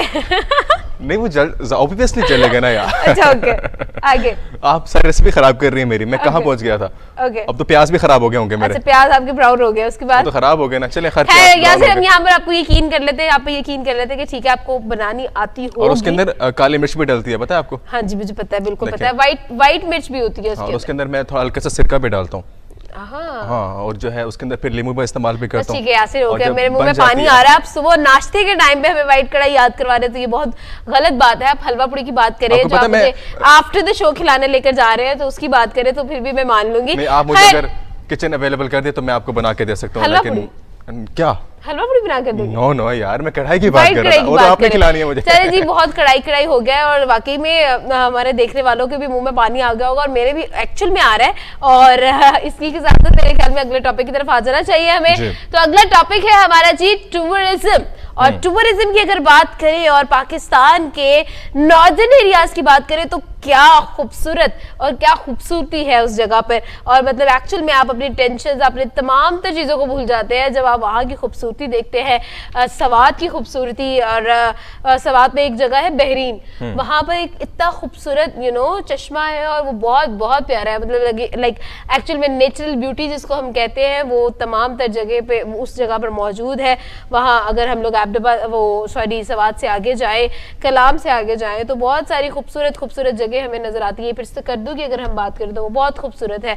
मतलब पाकिस्तान तो भरा है ना इन चीजों से, जारी बात है। So rich in these things कि पाकिस्तान में के पास कश्मीर है तो बहुत खूबसूरत है, बहुत खूबसूरत। कश्मीर की बात आ गई तो यहाँ से याद आया कि हमारे जो एक और नई डेवलपमेंट टूरिज्म के अंदर हुई ही है, वो ये है कि अब वेरी फर्स्ट टाइम पाकिस्तान के अंदर हमें कमर्शियल हेलीकॉप्टर सर्विसेज का इफ्तिताह कर दिया गया है। Yes, and it's a very big news. और एक्चुअल में अब कमर्शियल हेलीकॉप्टर्स इस्तेमाल किए जाएंगे टूरिज्म के लिए, और यू नो टूरिज्म के अंदर एक बीम आएगा, लोग ज्यादा अट्रैक्ट होंगे। ऐसे लोग जो मतलब बाय रोड उन जगहों पर ट्रैवल करना यू नो उनको डर लगता है, जैसे हम करदू नहीं अक्सर इस वजह से जाते हैं क्योंकि रोड्स बहुत ज्यादा खराब है, तो you can use the helicopters. लेकिन हेलीकॉप्टर उस सर्विस के लिए नहीं है हम ना कि आपको जो है एक दूसरे जगह ट्रांसपोर्टेशन के लिए इस्तेमाल नहीं है। ऊपर से दिखाएंगे आपको, व्यूज दिखाएंगे। एक्चुअली इट्स अ टूरिज्म, तो उसके अंदर आप सिर्फ एंजॉय कर सकते हैं। आप इतने अमीर नहीं हैं, हम ना पाकिस्तानी हैं, आप वहाँ पे हेलीकॉप्टर अफोर्ड नहीं कर पाएंगे। भाई देखो मेरी बात सुनो, हम लोग सोच तो कुछ भी सकते हैं ना। मेरा कहने का मतलब ये था कि आप ओवरव्यू आपको दिखाया जाएगा, जैसे हम लोग चेयर लिफ्ट के थ्रू एक ओवरव्यू देखते हैं, वो एक पहाड़ से दूसरी तरफ पहाड़ की तरफ जाता है, तो इस तरह से वो आपको छोटे छोटे विजिट्स करवाया करेंगे। हम ना जब इस तरह की सर्विसेज बनती है ना तो कहीं भी है, तो मैं आपको बताऊं कि हेलीपैड जो सिर्फ एक ही इस्तेमाल किया जाता है, इमरजेंसी के तौर पे दूसरा इस्तेमाल किया जाता है, लेकिन ये सिचुएशन है यहाँ पे सिर्फ एक ही हेलीपैड है, वहीं से उड़ेगा और वहीं पे नीचे आके टेक ऑफ होगा इसका। तो इसके अंदर वो चीज़ नहीं है कि आपको एक जगह से कश्मीर से आपको ले जाएंगे, कलाम ले जाएंगे, ऑब्वियसली उसी जगह के लिए ही होगा। अरे यासिर आपको क्या लगे? आप जो है वहाँ पे जो है मुख्तसर से फीस देकर, किराया देकर वहाँ पे बैठ सकती हैं और आप उसके जो राइड इस्तेमाल कर सकती हैं, आप एंजॉय कर सकती हैं, अपने वीडियो एंजॉय कर सकती हैं उसको, और आप यू नो एक क्या कहते हैं बर्ड्स आई व्यू ले सकते हैं तमाम तर चीजों का। और एक्चुअली में खूबसूरती इतनी ज्यादा है और बहुत सारी चीजें वैसे भी वहाँ पर बहुत ज्यादा इंट्रोड्यूस कहने का मतलब एक्चुअली है कि आप अमीरों वाली फील ले सकते हैं वहाँ पे जाके। यस, अमीरों वाले फील जाके ले सकते हैं। आप हेलीकॉप्टर बैठे और जनाब स्टेटस लगाएं कि now I am here in helicopter फला, तो आप कर सकते हैं। तो खैर इसका इफ्तिताह पाकिस्तान के प्रेसिडेंट डॉक्टर आरिफ एलवी ने किया है और इसका वेरी फर्स्ट टाइम पाकिस्तान में आगाज़ हुआ और ऐसा होना भी चाहिए, जाहिर बात है। इसके अलावा मैंने एक और देखा थी सर्विस जो कि न्यूयॉर्क के अंदर जो है सर्विस इस्तेमाल की गई है, जहाँ पे पूरा स्टैचू ऑफ लिबर्टी आपको दिखाया जाता है, उसके आसपास हेलीकॉप्टर घुमाया जाता है, आपको पूरा व्यू दिखाते हैं और पूरी बिल्डिंग्स के अंदर हेलीकॉप्टर गुजरता है और ये बहुत जाहिर बात है बड़ा इंजॉयफुल सीन होता है। और पाकिस्तान के अंदर जहाँ कश्मीर जैसी वादियाँ मौजूद हो, जहाँ पे सवाद कलाम, अगर इन एरियाज में चीज़ आपको दिखाई जाती है तो मैं कहता हूँ बहुत ही खुशनसीबी की बात है लगेगा। और उसी के साथ साथ यहाँ से आपसे मैं पूछना चाहूंगी, लास्ट टाइम आपको पाकिस्तान में सबसे अच्छी खूबसूरत जगह कौन सी लगती है? मैं आपको सीरियसली बताऊंगा, अगर क्योंकि इस प्लेटफॉर्म में बैठा हूँ, क्यों मैं आपको वेरी फर्स्ट टाइम मैं बता रहा हूँ कि मैं आज तक लाहौर के अलावा कहीं नहीं गया। मैं पूरी लाइफ में सिर्फ मुल्तान में गुजारी है, मुल्तान के अलावा मैं कहीं नहीं गया, सिर्फ अपने गांव की तरफ। वेरी फर्स्ट टाइम मैं लाहौर के अंदर अब आया हूँ। मैं आज के मैं टूरिज्म में बिल्कुल ना इंटरेस्टेड हूँ ना मैं गया, लेकिन अब मेरा दिल करता है कि अब मैं निकलूँ और जाऊँ, जगह घूमूँ, अलग मेरा दिल कर, लेकिन मैं कभी लाइफ में कहीं नहीं गया सिवाय काम के। काम है तो कहीं, सीरियसली मैं कहीं नहीं गया यार। मैं वेरी फर्स्ट टाइम अगर लाहौर भी आया तो मैं अपने काम से आया, लेकिन अब मैं लाहौर शिफ्ट हो चुका हूँ। अब मेरा जो है जहन बदल गया थोड़ा सा, लेकिन अब मैं लेकिन ये भी तो है ना कि लाहौर है, तो क्या हो जब यही नहीं, तो मैं वो पैदा होने के लिए आया था, अब मैं पैदा हो गया हूं, अब मैं दुनिया को एक्सप्लोर करूंगा। जी बिल्कुल ठीक है जी। अच्छा यासिर, एक और इंटरेस्टिंग बड़ी बात है, वो ये कि टूरिज्म की जब हम बात करते हैं तो पाकिस्तान में टूरिज्म जो है पिछले रिसेंट ईयर्स के अंदर काफी ज्यादा इफेक्ट हुआ है। उसको जो है दोबारा से कंटिन्यू करने के लिए जो है बहुत सारी चीजें की जा रही है और ये इफेक्टिव, अल्लाह करे कि वो बहुत ज्यादा इफेक्टिव हो। बहुत बड़ी इकोनॉमी वहां से जनरेट होती है हमारी, आपको पता है कि और एक्चुअल में अगर हम ऑल ओवर द ग्लोब बात करें, अराउंड द ग्लोब बहुत सारी ऐसी कंट्रीज हैं जो सिर्फ कमाती ही अपने टूरिज्म से। इसकी सबसे बड़ी मिसाल श्रीलंका की बात मौजूद है। श्रीलंका एक छोटा सा मुल्क है, लेकिन उसकी इकोनॉमी सिर्फ जनरेट वहां से होती है कि वहां पे टूरिज्म है। अब कोविड की वजह से टूरिज्म इतना अफेक्ट हुआ था, जिसकी वजह से वहां पे आप देख सकते हैं श्रीलंका के हालात कैसे हैं। वहां पे कंप्लीटली जो है इमरजेंसी लगा दी गई है, वो पूरा जो है बैंकक्रप्ट हो चुका है पूरा मुल्क, सिर्फ जो है उनका टूरिज्म बंद होने की वजह से। टूरिज्म एक सबसे बड़ा फैक्टर होता है, इस पे गवर्नमेंट इन्वेस्ट करती है और लोग इस पे दुनिया भर से आते हैं इसको एंजॉय करने के लिए। अगर वो जहां बंद होता है तो एक बहुत बड़ा मेजर फैक्टर है। पाकिस्तान तो भरा है। इसके अलावा बात करें तो बहुत सारी ऐसी कंट्रीज है, we can also say Thailand, वो बहुत ज्यादा टूरिज्म की वजह से जो है अपना रेवेन्यू जनरेट जनरेट करता है। टर्की जो है यहाँ पाकिस्तानियों के लिए तो बहुत ज्यादा क्रश है। आई डोंट नो, लेकिन पता नहीं क्यों टर्की के बारे में बहुत ज्यादा बात नजर आती है। यहाँ से हर बंदे का ख्वाब है कि वो टर्की जाए। एक्चुअली मैंने जो देखा ना, हर लड़की का ख्वाब है कि टर्की मैं जाना आपको बता दी, मुझे टर्की का वो कहते हैं ना, वो एक भूत सवार मेरे ऊपर क्यों हुआ था। मैं in fact I was almost there, मतलब मैंने वीजा भी मेरा जो है वो अप्रूव हो गया था, लेकिन मैं नहीं गई। तो खैर किस्मत में नहीं लिखा हुआ है शायद मेरा वहां पर जाना। एक नॉवल है जिसका नाम है जन्नत के पत्ते, निम्र अहमद का बहुत खूबसूरत नॉवल है। तो उसके अंदर टर्की को दिखाया गया, दिखाया नहीं गया बल्कि लिख के बताया गया। आप इमेजिन कर सकते हैं, ज्यादा बंदा इमेजिन करता है, मतलब इतना ज्यादा उसको इमेजिन करता है, तो वाकई में वो मतलब बहुत सारी ऐसी लड़कियां मैंने देखी है जो वो नॉवल की वजह से उस टर्की को जानती है। तो वो बहुत ज्यादा इंटरेस्टिंग चीज थी ये। खैर यासिर, अगर मैं इसी बात पे आऊं तो मुझे ये बताएं कि आपका फेवरेट स्पॉट क्या है, मतलब like what is your dream place to visit? सबसे पहले तो मैं अपने पूरे पाकिस्तान को एक्सप्लोर करना चाहता हूँ, क्योंकि मेरा एक ख्वाब है, क्योंकि एक्चुअली मैं करना चाह रहा था। मैं स्टक था मुल्तान में स्टडीज़ की वजह से भी था, और मेरा ख्वाब था कि जब मैं ग्रेजुएशन में आऊँगा तो दैन उसके बाद जो है इसको स्टार्ट करेंगे, लेकिन वो टाइम नहीं मिल पाया मुझे। लेकिन अब मैं समझता हूँ कि मेरे पास टाइम शायद है कि मैं इस चीज़ को एक्सप्लोर करूँगा, और मैं करूँगा।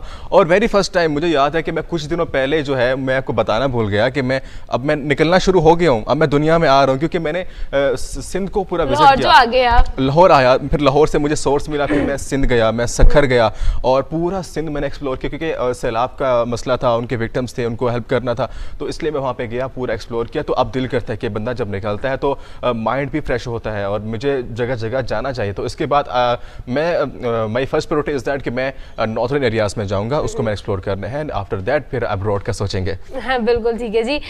यासिर ने तो हमें बता दिया, तो आप लोग भी हमें लाजमी बताएं कि आपको कौन सी जगह पसंद है, what is your dream place to visit, क्योंकि एक स्पेसिफिक जगह होती है जिसमें इंसान कहता है मर जाए लेकिन वहां पे मरे, तो ये भी अक्सर ऐसी चीजें होती है। लेकिन खैर ये तो था हमारा टूरिज्म से रिलेटेड, और आज हम लोगों ने एक्चुअल में जिस बारे में बात की वो ये था कि डॉक्टर आरिफ अलवी की तरफ से जो है इनॉग्रेट किया गया है हेलीकॉप्टर सर्विस को, जो कि टूरिज्म के लिए जो है अफिलिएटेड थी, और हेलीकॉप्टर्स इंट्रोड्यूस करवा दिए गए हमारे टूरिज्म के अंदर, जिसके अंदर आप थोड़े से पैसे दे के, लाइक एक टिकट जो स्पेसिफिकली होती है, उस टिकट के आप उसको पे करके तो आप हेलीकॉप्टर के अमीरों वाले मजे ले सकते हैं। तो ये चीज बड़ी इंटरेस्टिंग थी। तो एक्चुअली मैं तो इस दफा जब जाऊंगी तो मैं तो डेफिनेटली जो है नॉर्दर्न एरियाज में जब भी जाने वाली हूँ, कहीं भी जाने वाली, जहां भी मुझे ये हेलीकॉप्टर सर्विस मिली, मैं तो डेफिनेटली वहां पर जाके जो है ना स्टोरी तो जाएंगे, उसको विजिट करेंगे। तो बिल्कुल ठीक है जी। इसी के साथ ही लेते हैं एक छोटा सा ब्रेक, जल्दी से नाश्ते की तरफ आप आ जाए, बल्कि आप आ भी गए होंगे, तो जल्दी से नाश्ता जो है टेबल पर लगा लें, तब तक हम लोग छोटा सा एक ब्रेक लेके वापस आते हैं आप तक। तो लेते हैं एक छोटा सा ब्रेक, देखते रहे सुबह की आवाज हमारे साथ।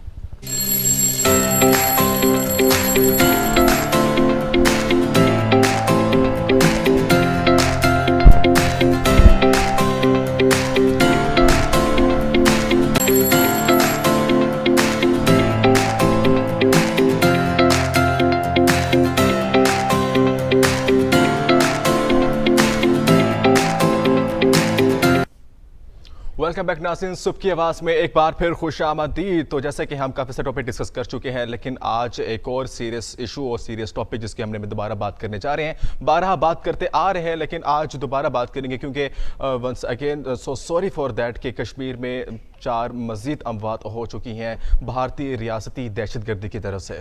जी बिल्कुल, भारतीय सर्च ऑपरेशन के दौरान 4 कश्मीरियों की जो है मौत वाक़ई हुई है। हम कश्मीर के साथ हमेशा खड़े हैं, और उन कश्मीरियों को याद करना वाकई में हमारे लिए बहुत ज़रूरी था। तो हम दुआ गो है कि उनके अगले रास्ते बहुत आसान हो। एक सर्च ऑपरेशन, एक नाम नेहाद सर्च ऑपरेशन के पीछे 4 लोगों को मार दिया गया भारतीय अफवाज की तरफ से। ये सर्च ऑपरेशन ओंटीपुरा में किया गया, और वहाँ पर एक नाम नेहाद सर्च ऑपरेशन के को जो है बेस बनाते हुए 4 लोगों को जा बहक कर दिया गया। It is very difficult to survive there, क्योंकि वहाँ के जो सर्कमस्टांस हैं, वहाँ पे रहना बहुत मुश्किल है, वहाँ के मजालिम हैं, वहाँ के जो अमवात हैं, कि जस्ट वो है आमना जो सिर्फ रिपोर्ट हो रही है। इसके अलावा बिल्कुल, रिपोर्ट के मुताबिक हमें बहुत ही कम जो अमवात है, वहाँ पर होने वाले मजालिम बहुत कम ऐसे हैं जो रिपोर्ट किए जाते हैं, बल्कि बहुत सारे ऐसे हैं जो पसे पर्दा जिनका नाम भी नहीं लिया जाता, लेकिन भारतीय मजालिम अगर हम देखें तो 74 ईयर्स से कंटिन्यूड हैं और अभी तक स्टिल कोई भी जो है वो पेशरफ्त उसके अंदर कोई उसका सोल्यूशन हमें नजर ही नहीं आता। मसला कश्मीर ही बन के रह गया। अब वो सिर्फ मिसालों में ही हमें बताया जाता है कि इट्स अ मसला कश्मीर, कोई भी हमारा मेजर इशू हो तो हम उसको तशबीह देते हैं उस मसले से, लेकिन आज तक उसका हल नहीं निकला गया।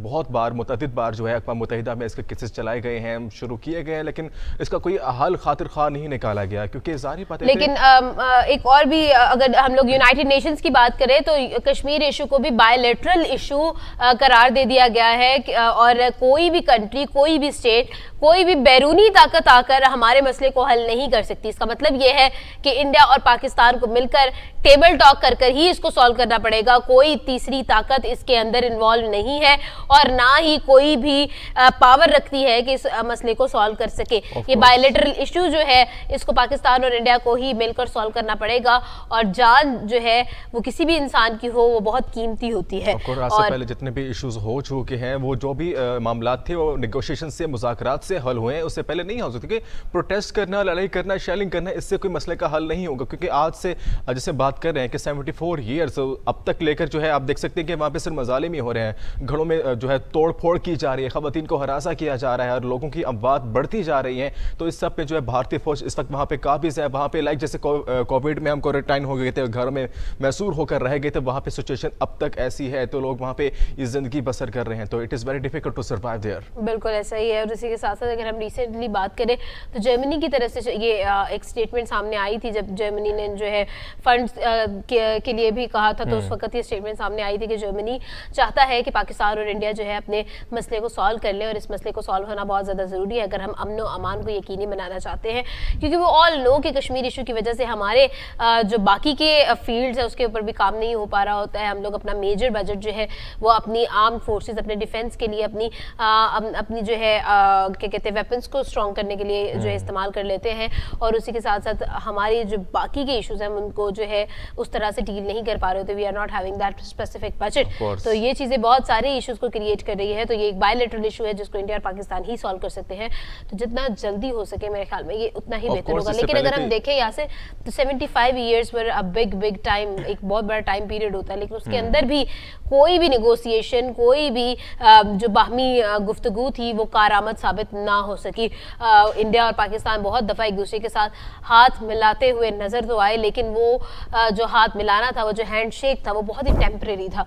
तो ये बहुत सारी जो हिस्ट्री के अंदर अगर हम लोग इंसिडेंट्स देखें तो बहुत सारे थे, लेकिन कश्मीर का इशू अभी भी वही खड़ा है। इशू है तो इसको हम हल कर सकते हैं, इजीली हल कर सकते हैं। क्योंकि हम बहुत से मामला पाकिस्तान इंडिया के ऐसे हैं, हमारे बिजनेस है हमारे साथ चलते हैं, हमारी फिल्म इंडस्ट्री है वो साथ में काम करती है, बहुत सारी चीज़ें हम मिलकर इंडिया और पाकिस्तान साथ करते हैं। आपको पता है आमना हमारी जब ईद का त्यौहार आता है तो पाकिस्तान और इंडिया के बॉर्डर में एक दूसरे ईद के मौके पर मिठाइयाँ तकसीम करते हैं, बाकायदा उसकी फोटेज ली जाती है और मिठाइयाँ दी जाती हैं और पाकिस्तान और इंडिया के फौजी वहाँ पे खड़े होते हैं, एक दूसरे गले मिलते हैं, हाथ मिलाते हैं, यानी पूरी कर्टेसी पूरी करते हैं। लेकिन इट्स अ इशू, तो इसको हम क्यों नहीं मुज़ाकरात करके इसको हल कर सकते हैं? ये हल हो सकते हैं। इतना कोई बड़ा एक्चुअली कश्मीर इशू है, मसला इसलिए बड़ा बन चुका क्योंकि काफ़ी टाइम से चलता आ रहा है। इसको हम हल कर सकते हैं, ना सिर्फ कि हम सिर्फ कश्मीर डे पर और मेरे ख्याल में यहाँ से कश्मीर डे को सेलिब्रेट कर लेना और कश्मीर डे पर जो है कश्मीर के लिए इजहारे इखलाक करना और इस तरह से एक पीस मैसेज देना ये काफ़ी नहीं है हमारे लिए।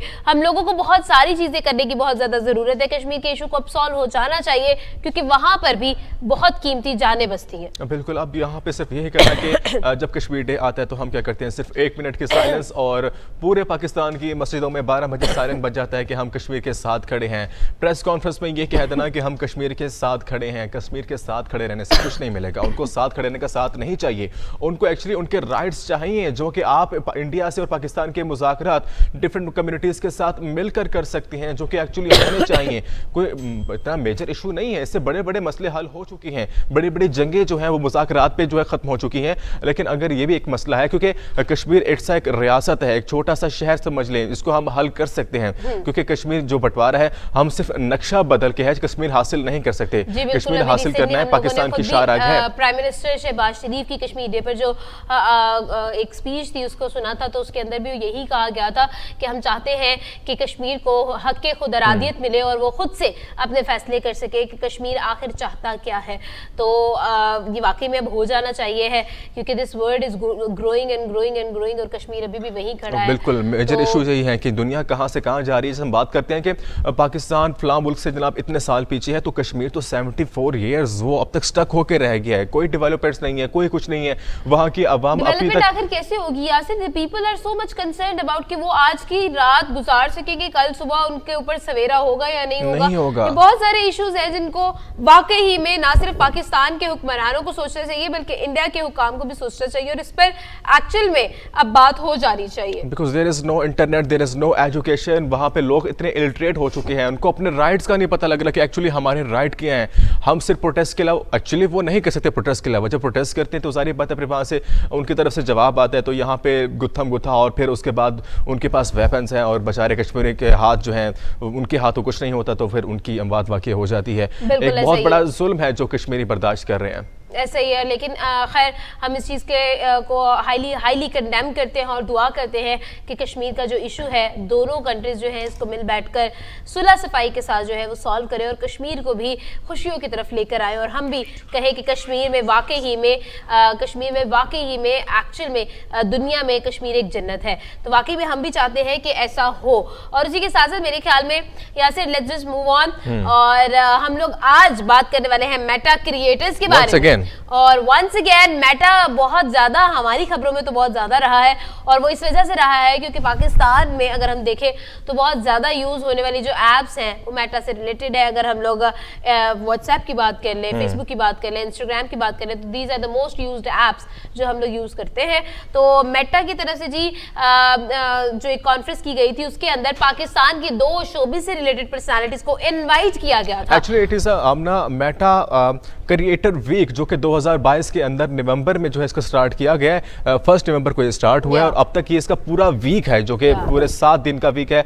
7 उसमें इसको चलेगा और उसके अंदर जो है दुनिया के बहुत सी कम्युनिटीज से कुछ लोगों को स्पेसिफाई करके उसको बुलाया गया। इसमें पाकिस्तान के 2 लोग आई थिंक शामिल इसमें, हमारे पाकिस्तान के जो मशहूर कॉमेडियन है जिनका नाम दानिश अली है, Danish Nawaz I think so, और उनके अलावा अज़िका डैनियल को यहाँ पे जो है मदऊ किया गया है जो कि वहाँ पे पाकिस्तान की नुमाइंदगी करेंगे। मेटा का जो एक पूरा वीक है इसके अंदर पाकिस्तान न्यूज़ आई थिंक अगर हम लोग रिसेंटली भी बात कर रहे थे कि फेसबुक की जो टीम है और मेटा की जो टीम है वो पाकिस्तान आके विजिट भी करेगी कि यहाँ पर फेसबुक का ऑफिस होना चाहिए या नहीं। तो इसके साथ साथ बहुत सारी चीजें जो है यहाँ पर मुतवक्के हैं और उसी के साथ साथ मेटा की तरफ से पाकिस्तान के 2 शोबे से रिलेटेड एक कॉमेडियन और साथ ही साथ में अनीता डैनियल को बुलाया गया है।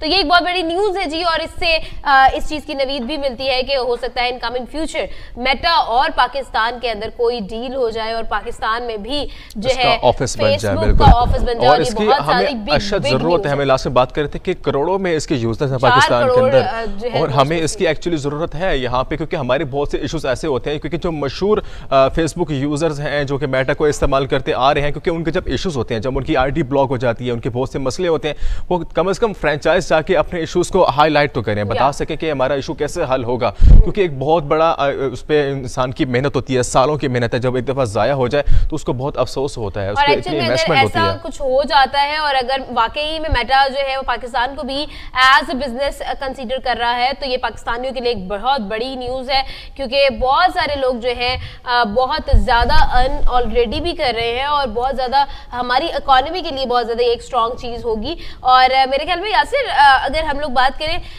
फेसबुक की और मेटा से रिलेटेड जितने भी चीज़ें हैं, लोग यहाँ पर इन्फ्लुएंसिंग बहुत ज़्यादा कर रहे हैं। मेरे खुद बहुत सारे दोस्त हैं जो वाकई में इंस्टाग्राम पर इन्फ्लुएंसिंग कर रहे होते हैं, लेकिन उनका ऑल द वे वो सिर्फ और सिर्फ जो है ना जो अर्न कर रहे हैं वो सिर्फ कर रहे हैं अपने पीआर से, जो उनको पीआर आ रही होती है उनकी वजह से वो कर रहे होते हैं, उसके अलावा वो लोग जो है ना अर्न नहीं कर रहे होते। तो अगर यहाँ पर भी ऑफिस क्रिएट हो जाता है तो हमारे पास जो है वो बहुत ज्यादा, मतलब आपको कुछ करना भी नहीं है, आपने सिर्फ अपनी पोस्ट वगैरह करनी है, आपने सिर्फ सोशल मीडिया को यूज करना है और आप उससे पैसे भी जनरेट कर सकते हैं। और ये बहुत बड़ी बात है कि पाकिस्तान के लिए एग्जाज की बात है कि इस बड़े इवेंट में जहां सिर्फ 13 कंट्रीज को मदऊ किया गया था और उसके अंदर 120 वीडियो क्रिएटर्स थे जिसमें पाकिस्तान के 2 नाम भी शामिल हैं। इससे उम्मीद है कि पाकिस्तान के अंदर कोई डेवलपमेंट हो सकती है और मेटा से रिलेटेड हो सकती है। तो मेटा को जो हम लोग हर रोज डिस्कस कर रहे होते हैं वो रायगा नहीं है, बल्कि वाकई में कुछ बड़ी न्यूज जो है वो एक्सपेक्टेड है। इसी के साथ यासिर, आई थिंक अब हमें सम अप करना चाहिए, कंक्लूड करना चाहिए, क्योंकि टाइम जो है हमारा समाप्त होता जा रहा है। हाँ, तो इसको मैं कंक्लूड कर देता हूँ, क्योंकि एक्चुअली मेटा का जो बिजनेस स्टार्ट हुआ फेसबुक की तरफ से और बढ़ता बढ़ता व्हाट्सएप, इंस्टाग्राम और अब इतना बड़ा बिजनेस बन चुका है, जो फिर इस लिहाज से मार्क ज़करबर्ग ये चाहते हैं कि इस बिजनेस को और ग्रो किया जाए। तो उस वजह से उन्होंने मेटा का ये एक जो है क्रिएटर वीक रखा है इस नवंबर के महीने में, जिसमें 2 से ममालिक के अंदर बहुत से लोगों को बुलाकर इसको जो है कोरेस्पोंडेंट्स को बुला के उनकी नुमाइंदगी की गई है ताकि इस बिजनेस को और ग्रो किया जा सके।